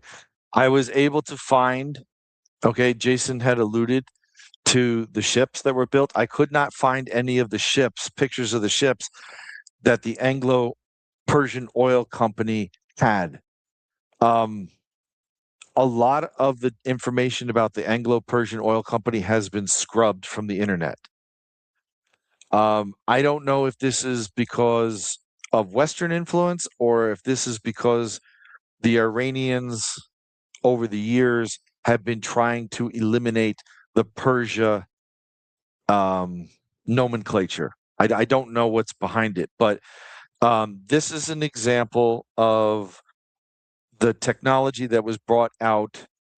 And this is an example of one of the railroad cars that transported oil from the Caucasus down into Turkey or down into the Crimean area where it was unloaded and then it went on the ships. I have a question for you, Levi. It's kind of a sidebar here. When we did the train episode that we need to do part 2 on sometime, this almost looks like the old coal car they used to pull behind the steam engine that carried the fuel. Is this something that they actually carted fuel to sell, or was this to feed the steam engine that ran maybe on a? No, this is an actual early European style tank car that they loaded the oil into. Okay, so it was for wholesale or retail. Okay. This is yes. Trains of Gotcha. these, okay, would be made and they would transport the oil from the oil fields to the refineries or to the ships in these cars. It's a European style. It's European cars. They call them buggies. They are typically 2-axle, 4 wheels. Okay, they have the bumping posts, and they work off of hook and chain. Is the way they coupled their cars together at the time.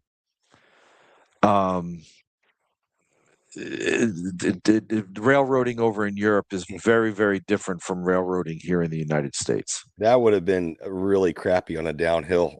Clank, clank, clank, clank, clank. Slamming into each other. There's no air brakes on this.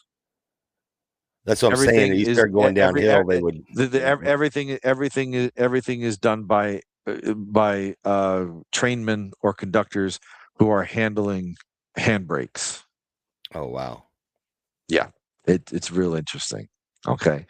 The next picture I have to show is one of the very few pictures that I was able to find of the Anglo-Persian Oil Company's refinery. This refinery was located in Abadan, a major oil refinery within Persia. So this is one of the rarest pictures. It's just very difficult to find. Is this a refinery that still exists today? Maybe more updated. I'm sure. I'm sure it's undergone a lot of changes. I'm going to look it up because I would like to see if this is one that has been destroyed. So you keep going. I'm going to Google it real quick. Yeah. So in 1928, you have the families dividing up territories, and at that time, the Rockefellers by the Red Line were locked out of the Middle East. It was all Rothschild. And we're going to see how that changes. I'm going to if you bring up the next picture for me, Jason.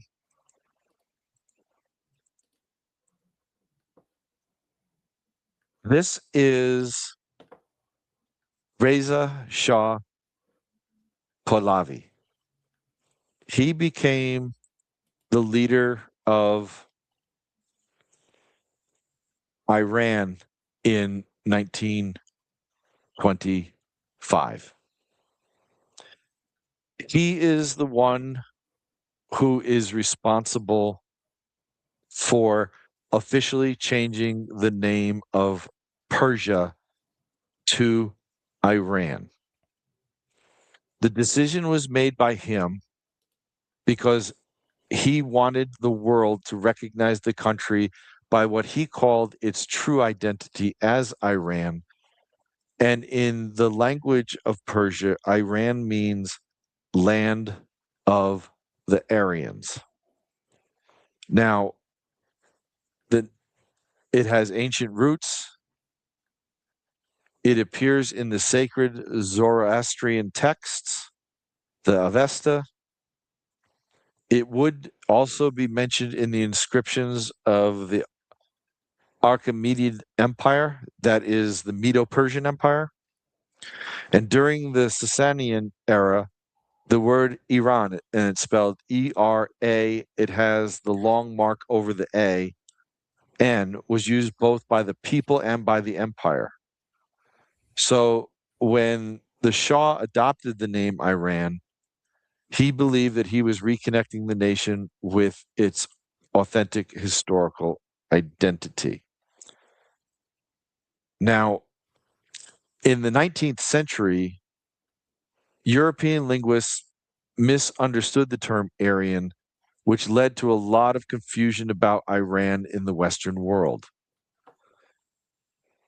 European linguists believe that Aryan referred to a race originating from Northern Europe. And this is the same misconception that became so influential with Hitler and the NSDAP and their ideology, which they adopted. However, from the Persian aspect and context, the term Aryan does not refer to race. It symbolizes the linguistic, the language, and the cultural unity. And it is that mark of their ancient identity and heritage. Can I back us up for a second and throw some stuff? I've Sure. been listening and researching. I wanted to look up this, what was it? The Abadan refinery. So latest and greatest news on it. Yes, it's a Persian oil refinery in Abadan, Iran, near the coast of the Persian Gulf. It was built by Anglo-Persian Oil, as you mentioned, later to become BP, based on a lease obtained in 1909. And it was completed in 1912. So this was something that we had a vested interest in, or at least BP did. And I wanted to throw in, while we're talking on the subject before we get too far away, what the status is. So check this out. In December 2017, Sinopec signed a U.S. $1 billion deal. Sinopec, I'm not sure which company that's falls under, but a $1 billion deal to expand the Abadan refinery. Work on the second phase of this project was suspended in March 2020 due to the COVID-19 pandemic in Iran. So there were people that had invested significant amounts of money in, I guess, getting the resources that come from that refinery. And then in 2026, so this was the question I had, missiles fired by the Israeli Defense Forces inflicted significant damage to most of Abadan, including the refinery, amidst the U.S.-Iran conflict. So that was the latest and greatest on that refinery. Very interesting stuff, Levi. And I'll hand it back over to you, man. No problem. So in the name was officially changed in 1935, both to Persia and Iran.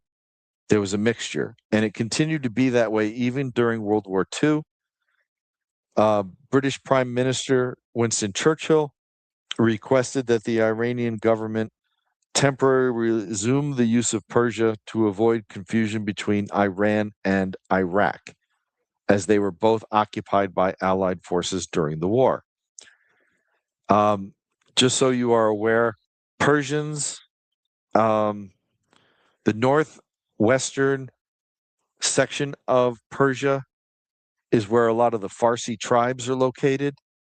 The Farsi tribes would migrate into the from the northwest corner of Iran, which borders the northeast corner of Iraq, and they would occupy the two areas. And this was the area where, in biblical times, the Chaldeans, who were the magicians, the soothsayers, okay, lived on the southeast to south side of the kingdom of ancient Babylon. The request was honored, but after the war, Iran returned to the official use of the name Iran. And later in 1959, Reza Pahlavi, Mohammad Reza Pahlavi, his son, announced that both the names of Persia and Iran could be used officially. And the term Persia was especially permitted in the cultural and historical context. So they still today,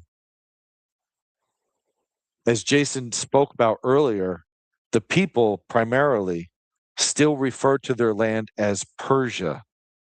And inside the government, they consider themselves Persians, but in how they deal with the world, they consider it Iran. So they're a very proud people. There's a very rich history of the Persian people. Okay. And so now what we're going to get to, okay, is the event which really triggered what is happening today. Everything that I've talked about since Darby was basically lining the chess pieces up and dividing the territory for money and control between the two families of Rothschild and Rockefeller. The Rockefellers were locked out of the Middle East and are still locked out at this point. And the Rothschilds were the money behind all the oil operations that were going on in the Middle East and in Persia.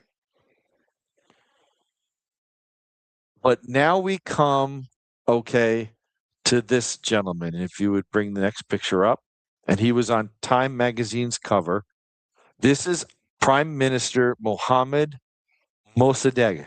And I apologize to anyone who is of Persian Iranian descent if I mispronounce that name. I'm not trying to do that intentionally.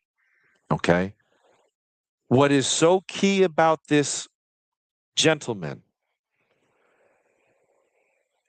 is that he was fundamental in Persia, Iran, nationalizing their oil as a Persian Iranian asset. And on March 15th of 1951, the Iranian parliament under his leadership, known as the Majlis, they passed legislation to nationalize the Iranian oil industry. And this resulted in power of the Anglo-Persian Oil Company being stripped, and the British Empire and the Rothschild family were locked out of oil proceeds, money. And as a result of this, Yeah, don't mess with my money. Don't mess with my money. In 1953, the CIA and MI6, which is Great Britain's equivalent of the CIA, had what's called Operation Ajax. If you can go to the next slide, please. Operation Ajax was a combination of propaganda, lies, and then the eventual coup d'etat against Prime Minister Mohammed Mossadegh, and they brought in, okay, Are we getting to the deposing Iran him. Contra? Iran Contra stuff? No, No, no, not yet. it Not yet. deposed him, not yet. Deposed him, okay, and brought in Pahlavi Muhammad, the son of, okay, the Reza Pahlavi. And the reason they did this, again, was because of the nationalization of the oil, taking it out of the hands of the Rothschilds with profits. Let's go to the next screen for me. These are the actors who were behind Operation Ajax. You have Mohammed Mossadegh. He was the one that nationalized the oil industry. He was the one who was overthrown in the coup. President Eisenhower was in on this. He agreed to the coup. He did refer this to President Truman for advice, and Truman thought it was a bad idea. Winston Churchill, who was still prevalent, but on the downside in British politics, he firmly believed in protecting Britain's oil and national interest was at stake, so he wanted this done. And Kermit Roosevelt Jr., the grandson of Teddy Roosevelt, was the CI operative who oversaw the coup. Go to the next slide for me. And this is the gentleman that they put into power, which is Muhammad Reza Shah Pahlavi. And one of the very first things that he did was that he revoked the nationalization of Iranian oil, and he gave 40% of the oil proceeds and operations in Iran to both the Rothschild family and to the Rockefeller family. And this brought Standard Oil into the Middle East. So now you had British interest in Persian oil, and now you had American interest in Persian oil. And this is very key. Well, we already have with our goings on over there with the Strait of Hormuz and the blockade. We're not making good friends with, with Europe right now because it's hurting them financially. So it almost sounds like he took the baby. What's the Bible story where hey, I'll just cut the baby in half, to figure out who the mom was when they argued over who owned the baby. It almost seems like he did that, where he just cut it in half. I tried to find what percentage went to, okay, because at that point, the Anglo-Iranian oil company had now changed its name to British Petroleum Corporation.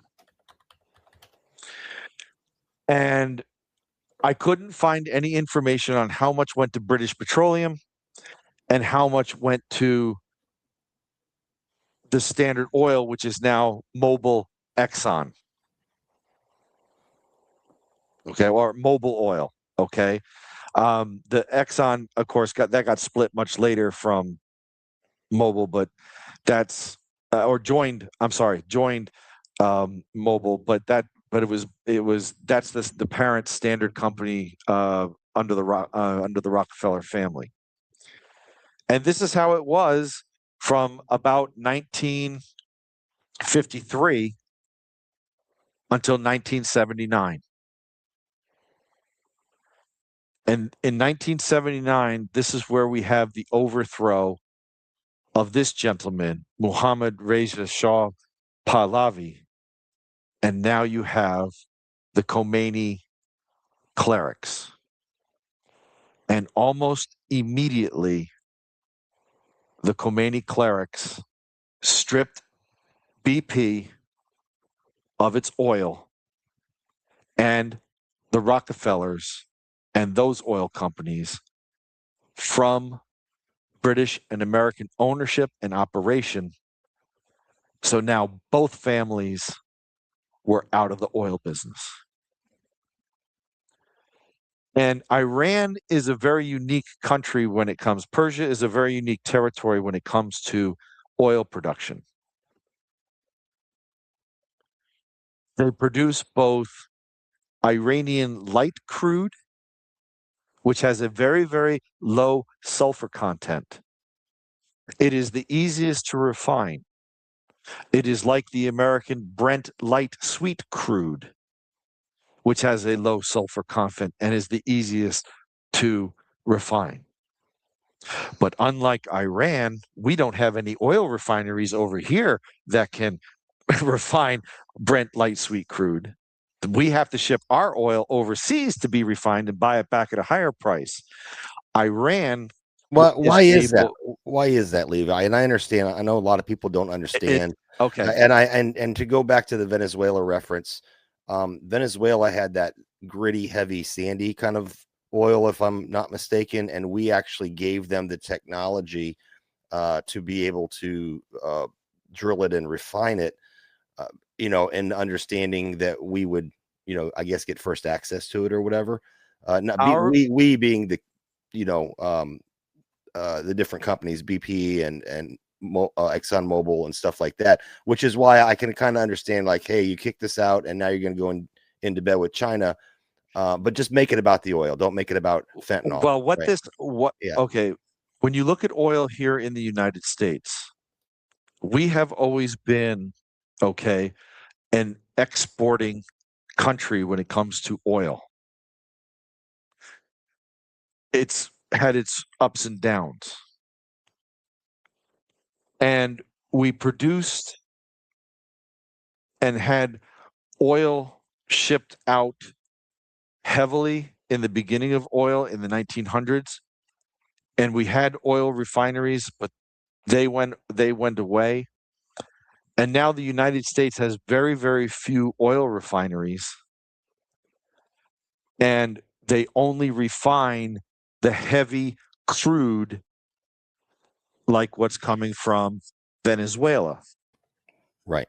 And I think that's important to note, because when people start talking about not caring about what's going on over there, and it's not going to hurt us because we're energy independent, we have all this oil. Well, not all oil is the same oil, and not all oil is refined in the same manner.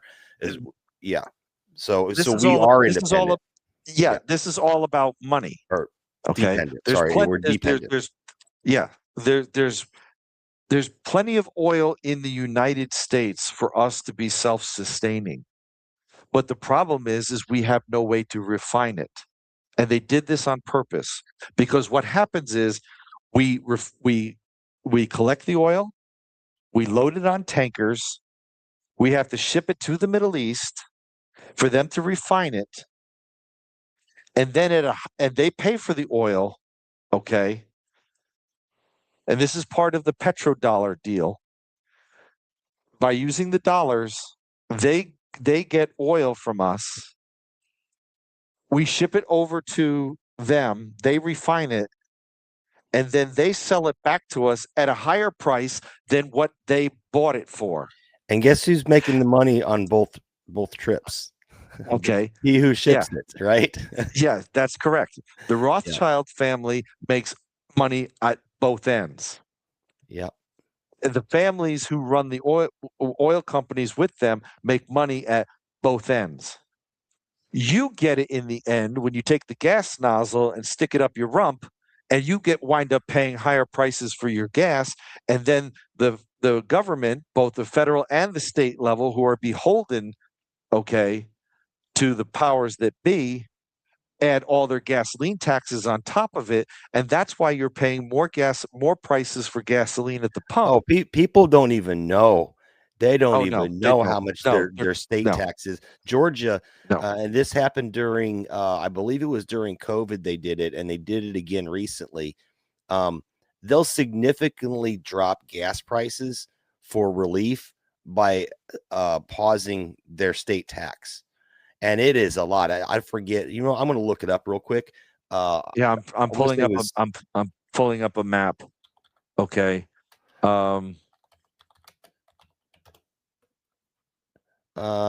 what does Georgia Yeah, charge? here I've got it. I've got it here, Jason. Let me 5.19% in that's income tax rate. I'm sorry. Wow, it didn't come up right away. hold on. I've got it. Let me just pull this. Let me pull this picture up.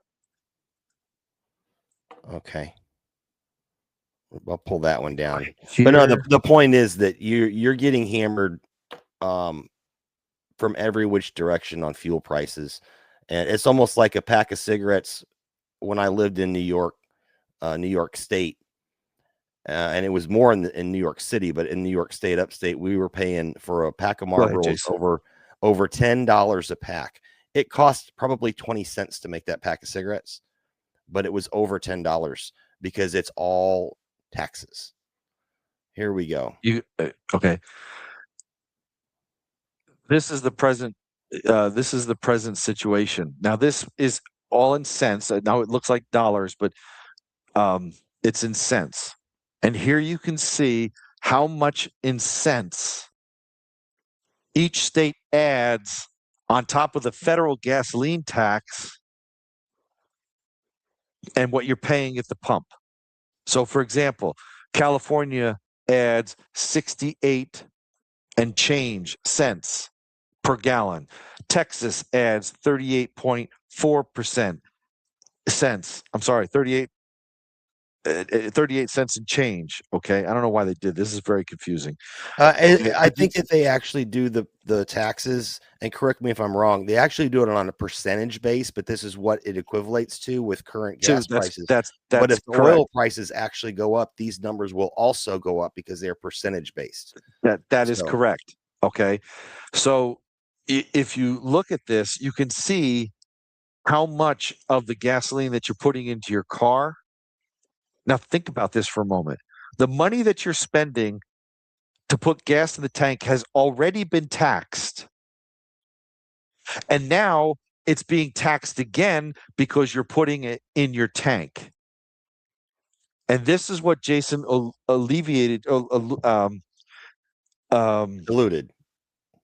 to. Thank you. Yeah. Okay. About them stealing your labor. Yep. Through taxation, which is one aspect of that theft of your labor. You're being taxed on top of your tax on top of your tax. Because don't forget, this just shows you the state tax. The federal government is also getting, okay, and this recently, actually says this is a combined local, state, and federal. is it? Yeah. Okay, it's okay. Yeah. This is combined. Okay, but Yeah. still, okay, it tells you that everybody's got their hand in your wallet.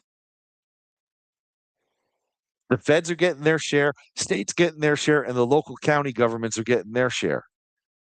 And to make it sound all nice, Trump wants to suspend the federal gasoline tax during this time to help ease the burden on the people. The problem is Trump doesn't have that authority. That has to come from Congress, and there's no appetite from Congress to turn around, okay, and lower your tax burden. In fact, I don't have the video of it, but you may have seen it, where a reporter outside the White House, as Trump was going to his helicopter, okay, a reporter asked Trump if the suffering that the American people are going through on the economy as a result of this war figures in on his decisions on how he deals with this war.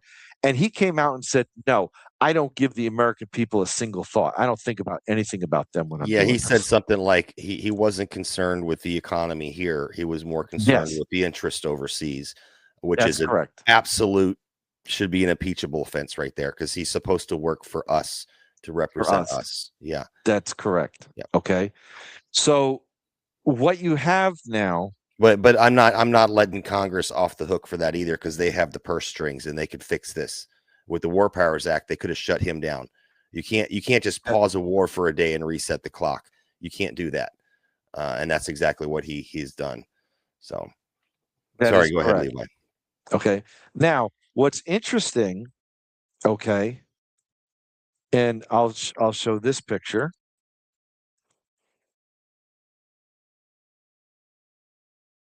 Hopefully, I'm getting these up in the right order when you put them up. Yeah. No, it's my fault. Image file. That's where I want to go.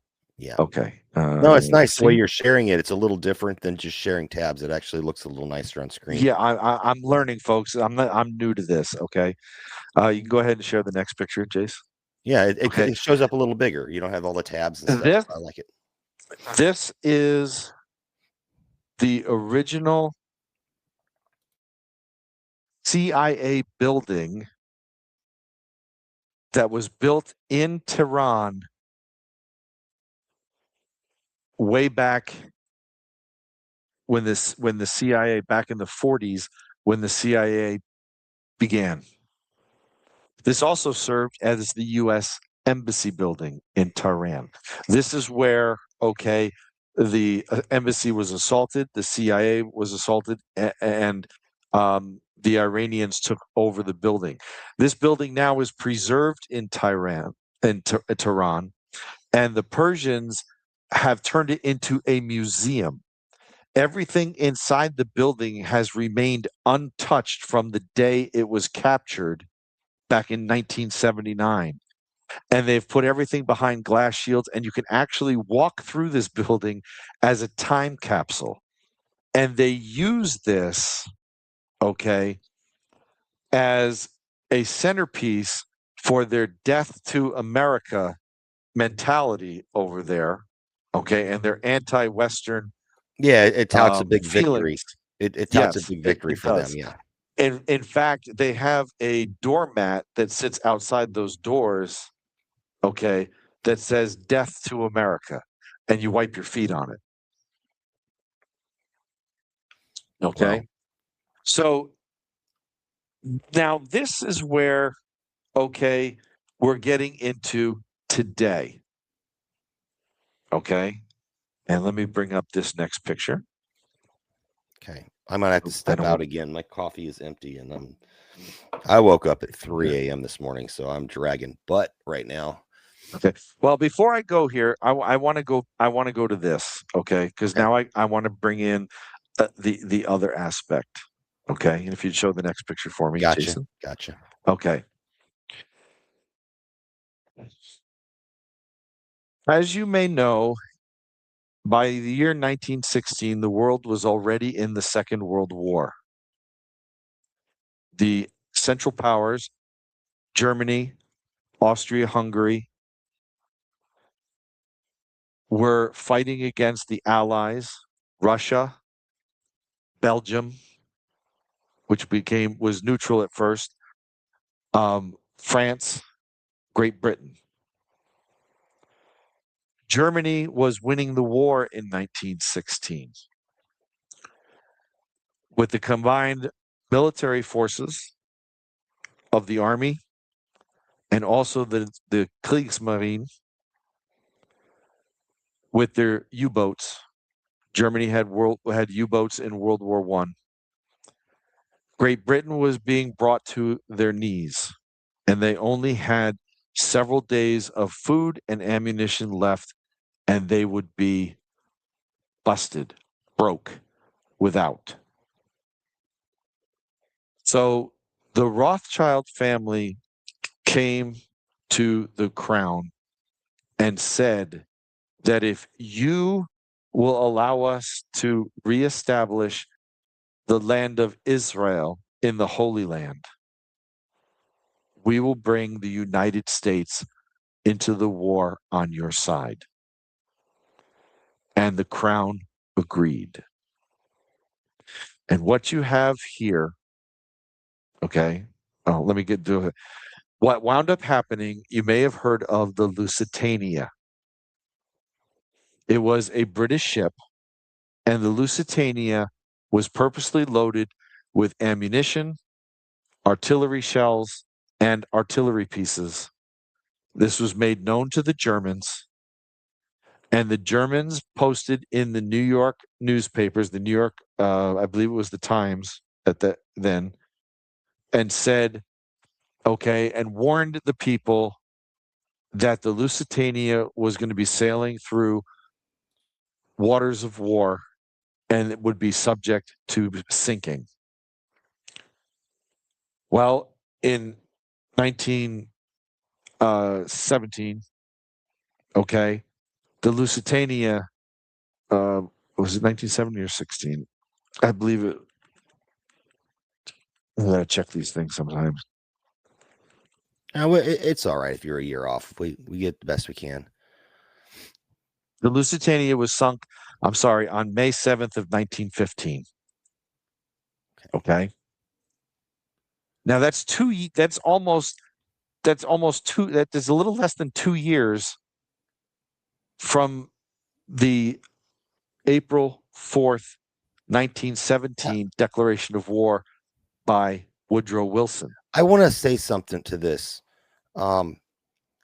People look at this like it's ancient history, but it's not really that far removed from us. When you consider a lifespan of a person, you know, being what is the median age now in the U.S. is 70 something, almost 80 years old. It's not much more than a lifetime ago. No, this is only 109 years ago. That's exactly. Nothing. And I had a grandma that lived to be, I think it was 103 before she passed. So she was alive when this happened, because that's been years ago that she had passed away. So this happened in her lifetime. That's my great grandmother, Pierjock, that passed away. Yeah. So as a result of the Lusitania and also the Zimmerman letter, which was supposedly a letter that was sent from the German government to the Mexican government, that if Mexico invaded the United States, it would support Mexico, and if Mexico won, they would give all of the territories that were taken in the Mexican War of 1846, 1848 back to Mexico, which would have been Texas, New Mexico, part of Colorado, part of Utah, Nevada, Arizona, and California.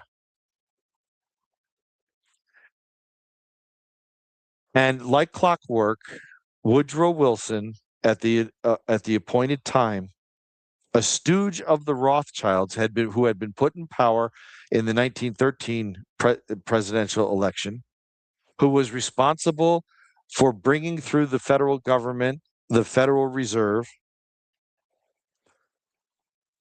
building permits, the 16th and the 17th Amendment to the United States Constitution. The 16th Amendment is the federal income tax, and the 17th Amendment turned state U.S. Senator elections into the hands of the people. And the way it originally was that the governor of the state appointed their senators. This amendment was passed because it took the power out of the hands of the governor and put it in the hands of the people. And the vote of the people could be one way, but the counting of the votes could be a completely, totally different way. And after the declaration of war by the United States against Germany and America entering into the war, here is the letter from the Crown to Lord Rothschild. The Balfour Declaration, which declared the future recreation of the state of Israel in the land then known as Palestine. This is not the Lord's Israel. This is the Zionist synagogue of Satan, Israel, those who call themselves Hebrews but are not.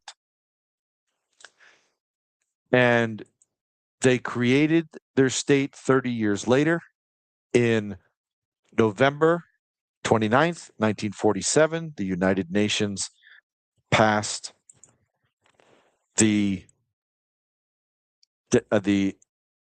creation of Israel. And on May 14th of 1948, the Zionist Synagogue of Satan, Israel, was created. I'm not going to get into all the things that happened. Yeah, that's a whole okay? can of worms right there. Don't have time for that. We don't have. Yeah. We could do okay. But the Rothschilds have been in control of that territory since its creation. Yeah, and I want to be clear here for those listening on audio or even watching on video. Nobody here is Jew hating.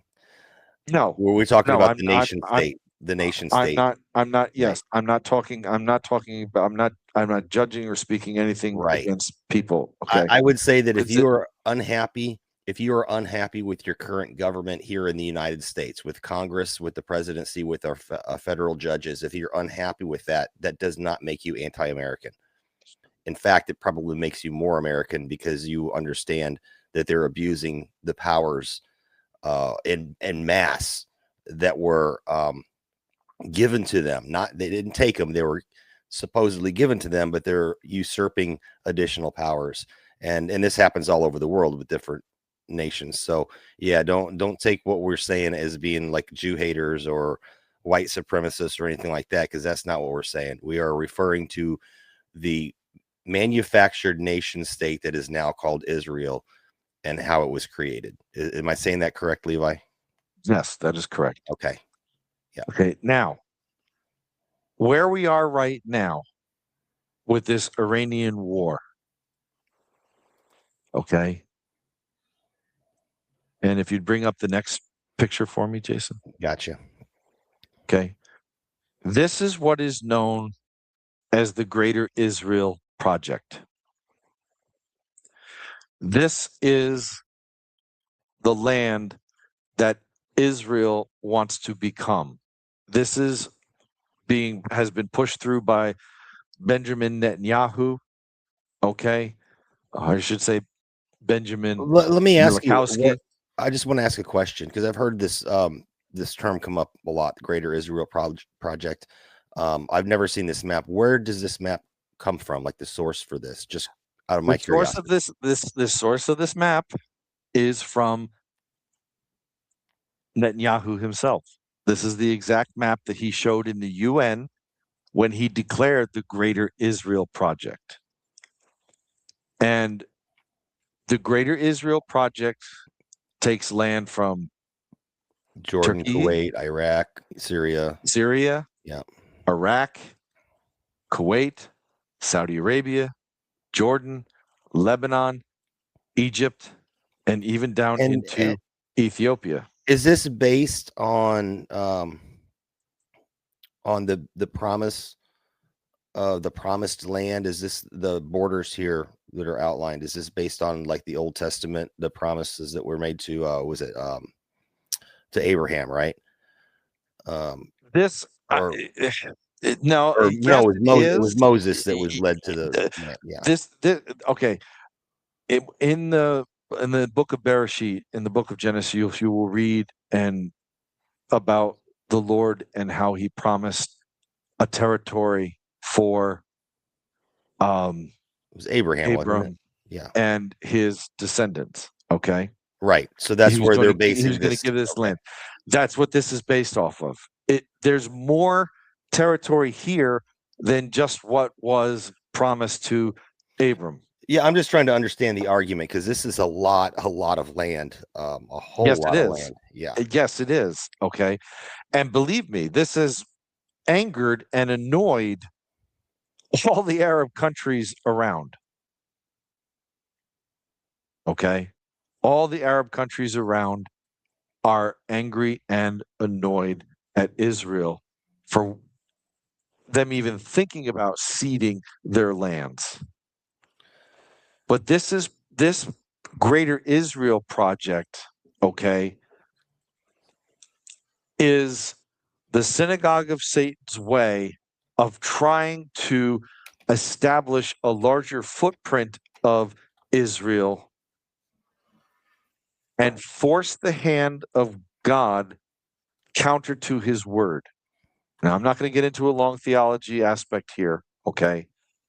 But there's a specific set of scriptures in the book of Ezekiel, chapter 38 and 39, which speaks of the great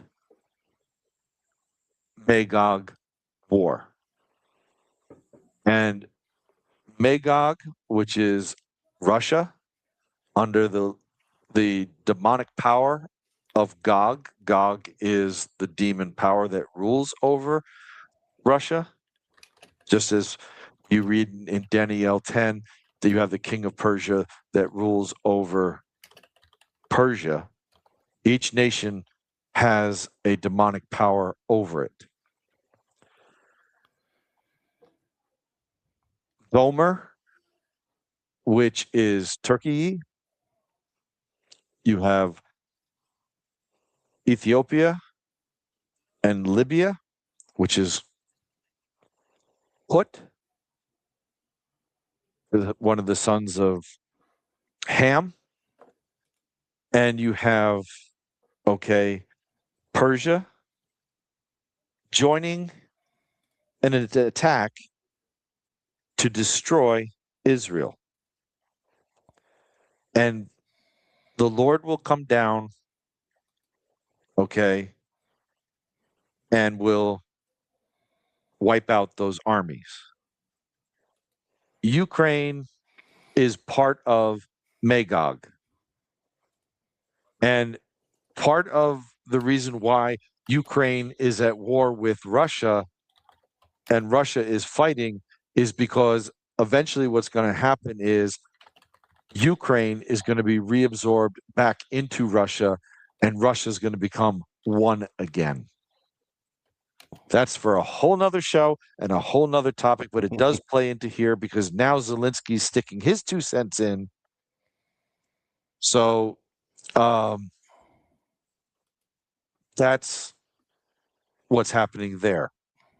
And the reason why Iran has been attacked is because the Rothschilds,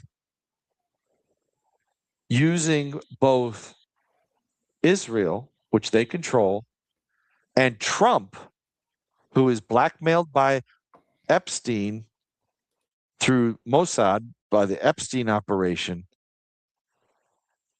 to reassert their oil rights and their money rights, because Iran doesn't work under the Rothschild fractional banking system. They operate under gold system, and they're now with the BRICS. The Rothschilds want That's that removed. where I want to go with the next one. We talked about the banking. That's right. Yeah, that's exactly right. Can you cover for a minute if I have to step away for a second? I'm sorry, this one's a little bit long for me, so I gotta no problem run in and out. So okay, I'm so gonna mute myself. what we're dealing with here is the Zionist attempt to take the oil back and to take control of the financial system of Persia and to destroy Persia to prevent the Ezekiel 38-39. And at the same time, create a situation that will hurt the rest of the world. Now, Iran only produces about 4.4% of the oil that the world uses. And the main countries that get oil from Iran are China, South Korea, India, Japan, and Turkey.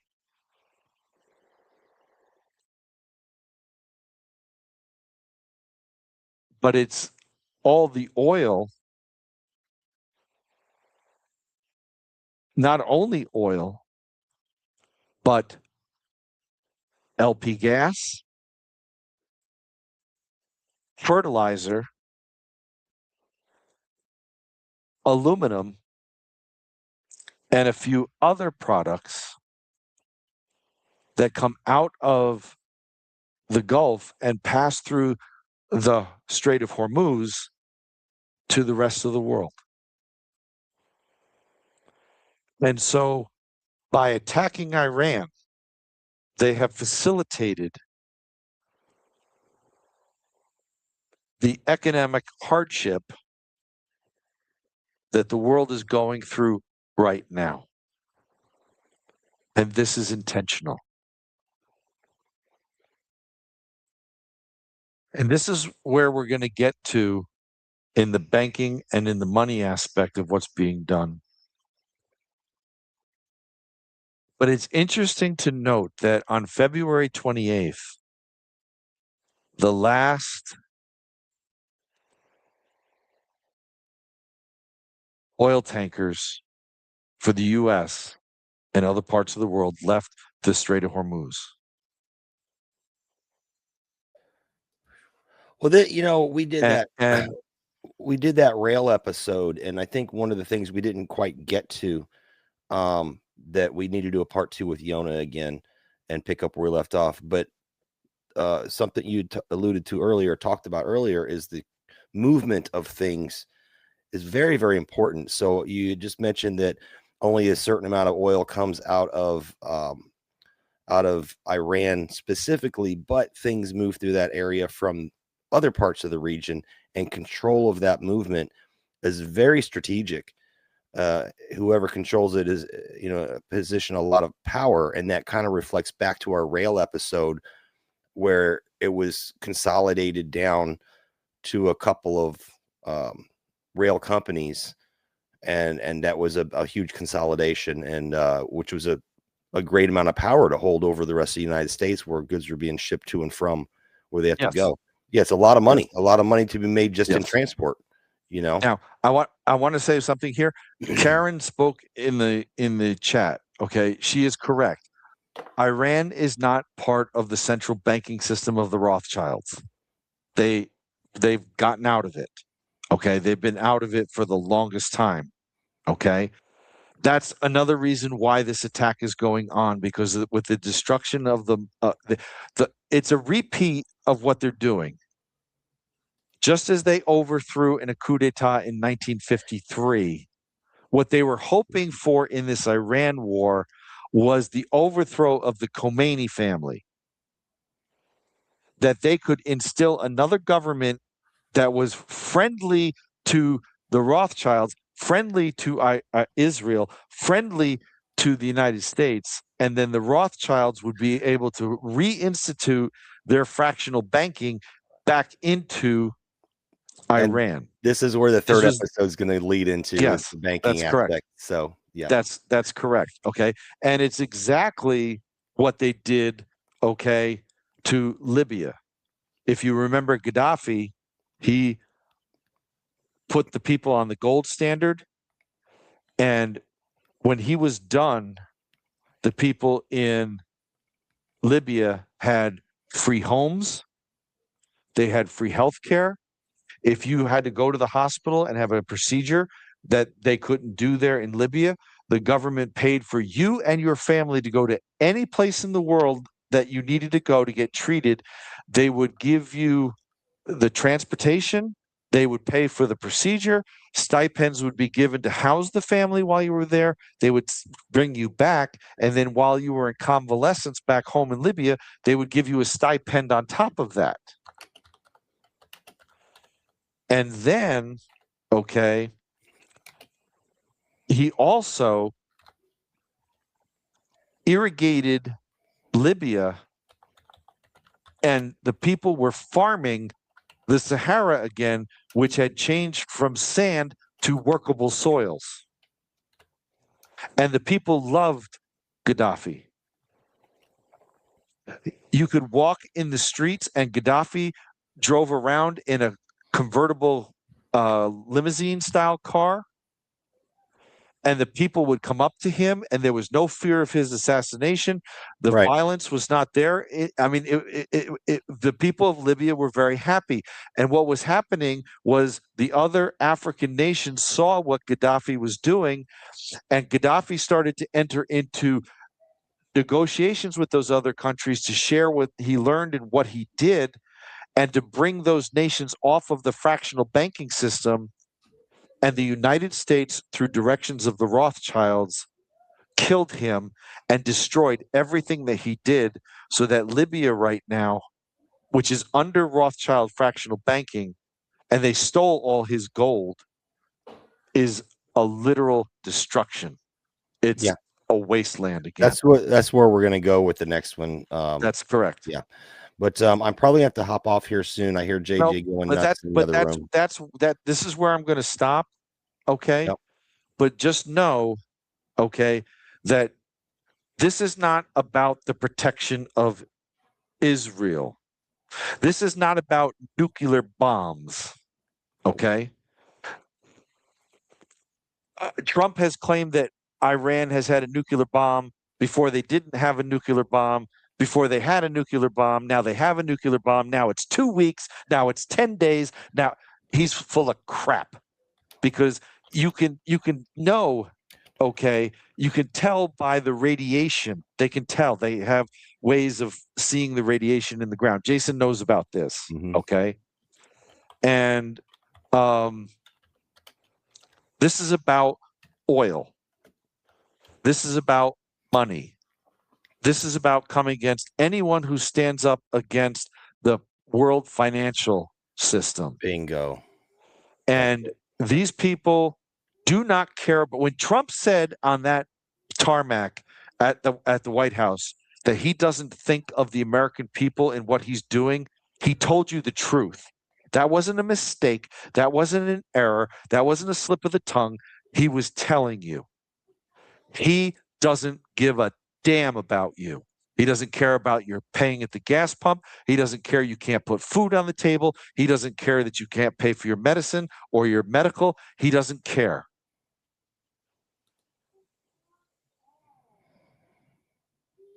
People are so tired of winning with Trump. They don't know what to do with themselves. Yeah. And if this is their idea of winning, I'm watching my fellow Americans hurting and suffering as they go to the grocery store now, fill up their basket, pay $400 at the cash register, and when the clerk says paper or plastic, he says, "Don't worry, I'll put it in my pant or my coat pocket. I don't need anything." Mothers don't have food to pay for their kids. Can't put food on the table. They have to choose between rent, which has never come down and has gotten worse since COVID under Trump's watch. And now, okay, it's costing people on average of $5 to $7 a gallon or more in regular gasoline. The truck drivers are getting to a point now where they have to park their trucks because they can no longer fill their tanks. Yeah, and if they pull off this COVID 2.0 with this Hantavirus, or there's another couple they're trying to push as well. They tried it with the measles, with the big scare. That also ties into the financial stuff, because they make tons and tons and tons of money. So that's the war on us portion. So there's war that we see, and then but the real war is the war on us to bring it full. That is correct. Circle back Saki to go back to the viral stuff and what we talked about with the medications and gain of function. At the end of the day, this is what it is. You have people out there who want what you have to live a lavish life off of your back. And that's what it all boils down to, is the love of money. And they will go to war with you. They will poison your land, poison your water, poison your food, so that you are only given their choices that they provide, whether it be Monsanto seeds or lab grown meat, or, the stuff Gates is into, or their medications. They want to fleece you of everything. And it always comes back to the love of money. And it could be real wars. It could be anything you can imagine. The space race, right? The space race was, we got to get to space first because there's an impending war coming, and we have to be the dominant ones in space. So they just take your money, believing that we're going to space and sending all these rockets up, which I'm sure we did some of that. Did they accomplish everything that they said? Can you produce a budget? Can you show me where you spent that money? No, not really. What I've presented to you tonight by in no means is the whole entire package of details. Okay. I'm gonna have to go. JJ is I've crying. He wants to see his no key problem. ball. Yeah. I'm closing out, Jason. That's what I'm doing. I presented to you, okay, the basic facts, okay, of the conditions and the situations that were developed over decades to bring us to this point. So now we've examined the Hantavirus, and they've thrown that spitball against the wall. We haven't even gone into the new Ebola, which has another spitball that they've thrown against the wall. Let's not even start that one, man. Now, okay, we've got the economic through oil spitball that's thrown against the wall. And next week, we're going to get into the banking aspect of this. And I have some stuff on that. Stable, clarity, okay, the King's Genius. digital ID declaration, okay, the executive orders that Trump's passing on the Genesis with AI, everything. And then what we're going to do is eventually we're going to have one last, and we're going to tie it all together and present a package to everybody and show everybody that what's being done is an orchestrated and purposeful war against you. Humanity. All of humanity. Yep. That's correct. All right. Well, let me go ahead and any final thoughts? I don't even need to plug. Everyone knows where to find us at. You have any final thoughts before I close out? JJ's really freaking out. He's got to go to bed soon. No, I just want to thank everybody that watched today and made comments. Karen, don't worry, you didn't derail me. It was an excellent question, and you didn't take me off from anything. If I didn't make myself clear enough, I'm glad that you brought that up. Thank you very much. I appreciate everybody being here tonight. Again, I'm not saying that this is all the information that's out there. I hopefully have given enough for you to do your own little research. You can find out more of the little petty details in between, but I've shown a clear pattern of what happened in yesteryear is what's dictating what's happening today. Right. That's why history is important. You got that right. That's correct. And I just want to say thank you to Jason for allowing me to share thoughts. Yeah, it's good. I learned a lot today, and I want to give, excuse me, I want to give shout outs to those who came in after I did the first shout outs. We had Radio Sack came in. What's going on? What word spell? Conspiriality. Doc Spoiler. Make sure you check out Doc. We'll probably drop a link in Knights of the Storm show on Saturday because he does a watch along. Greg Talent came in. What's going on, Greg? And then Zoe, Thrill Kill Medical Call. Love Zoe. She was on with us a couple times, I believe. I don't know if she's doing shows again. I know she kind of got her accounts hijacked through some kind of phishing scam that actually I think it got down Jeffries too. It got a few people in our community. So hopefully, Zoe, that is getting ironed out. We'll have to have you on again soon. But anyway, I'm going to go ahead and close this out, Levi. Thanks everybody for coming out. And I'm going to say that does it for tonight. Remember to hold your ground, watch the enemy, improve the foxhole, and always look out for one another. Until next time, God bless. We're in the foxhole now, digging deep.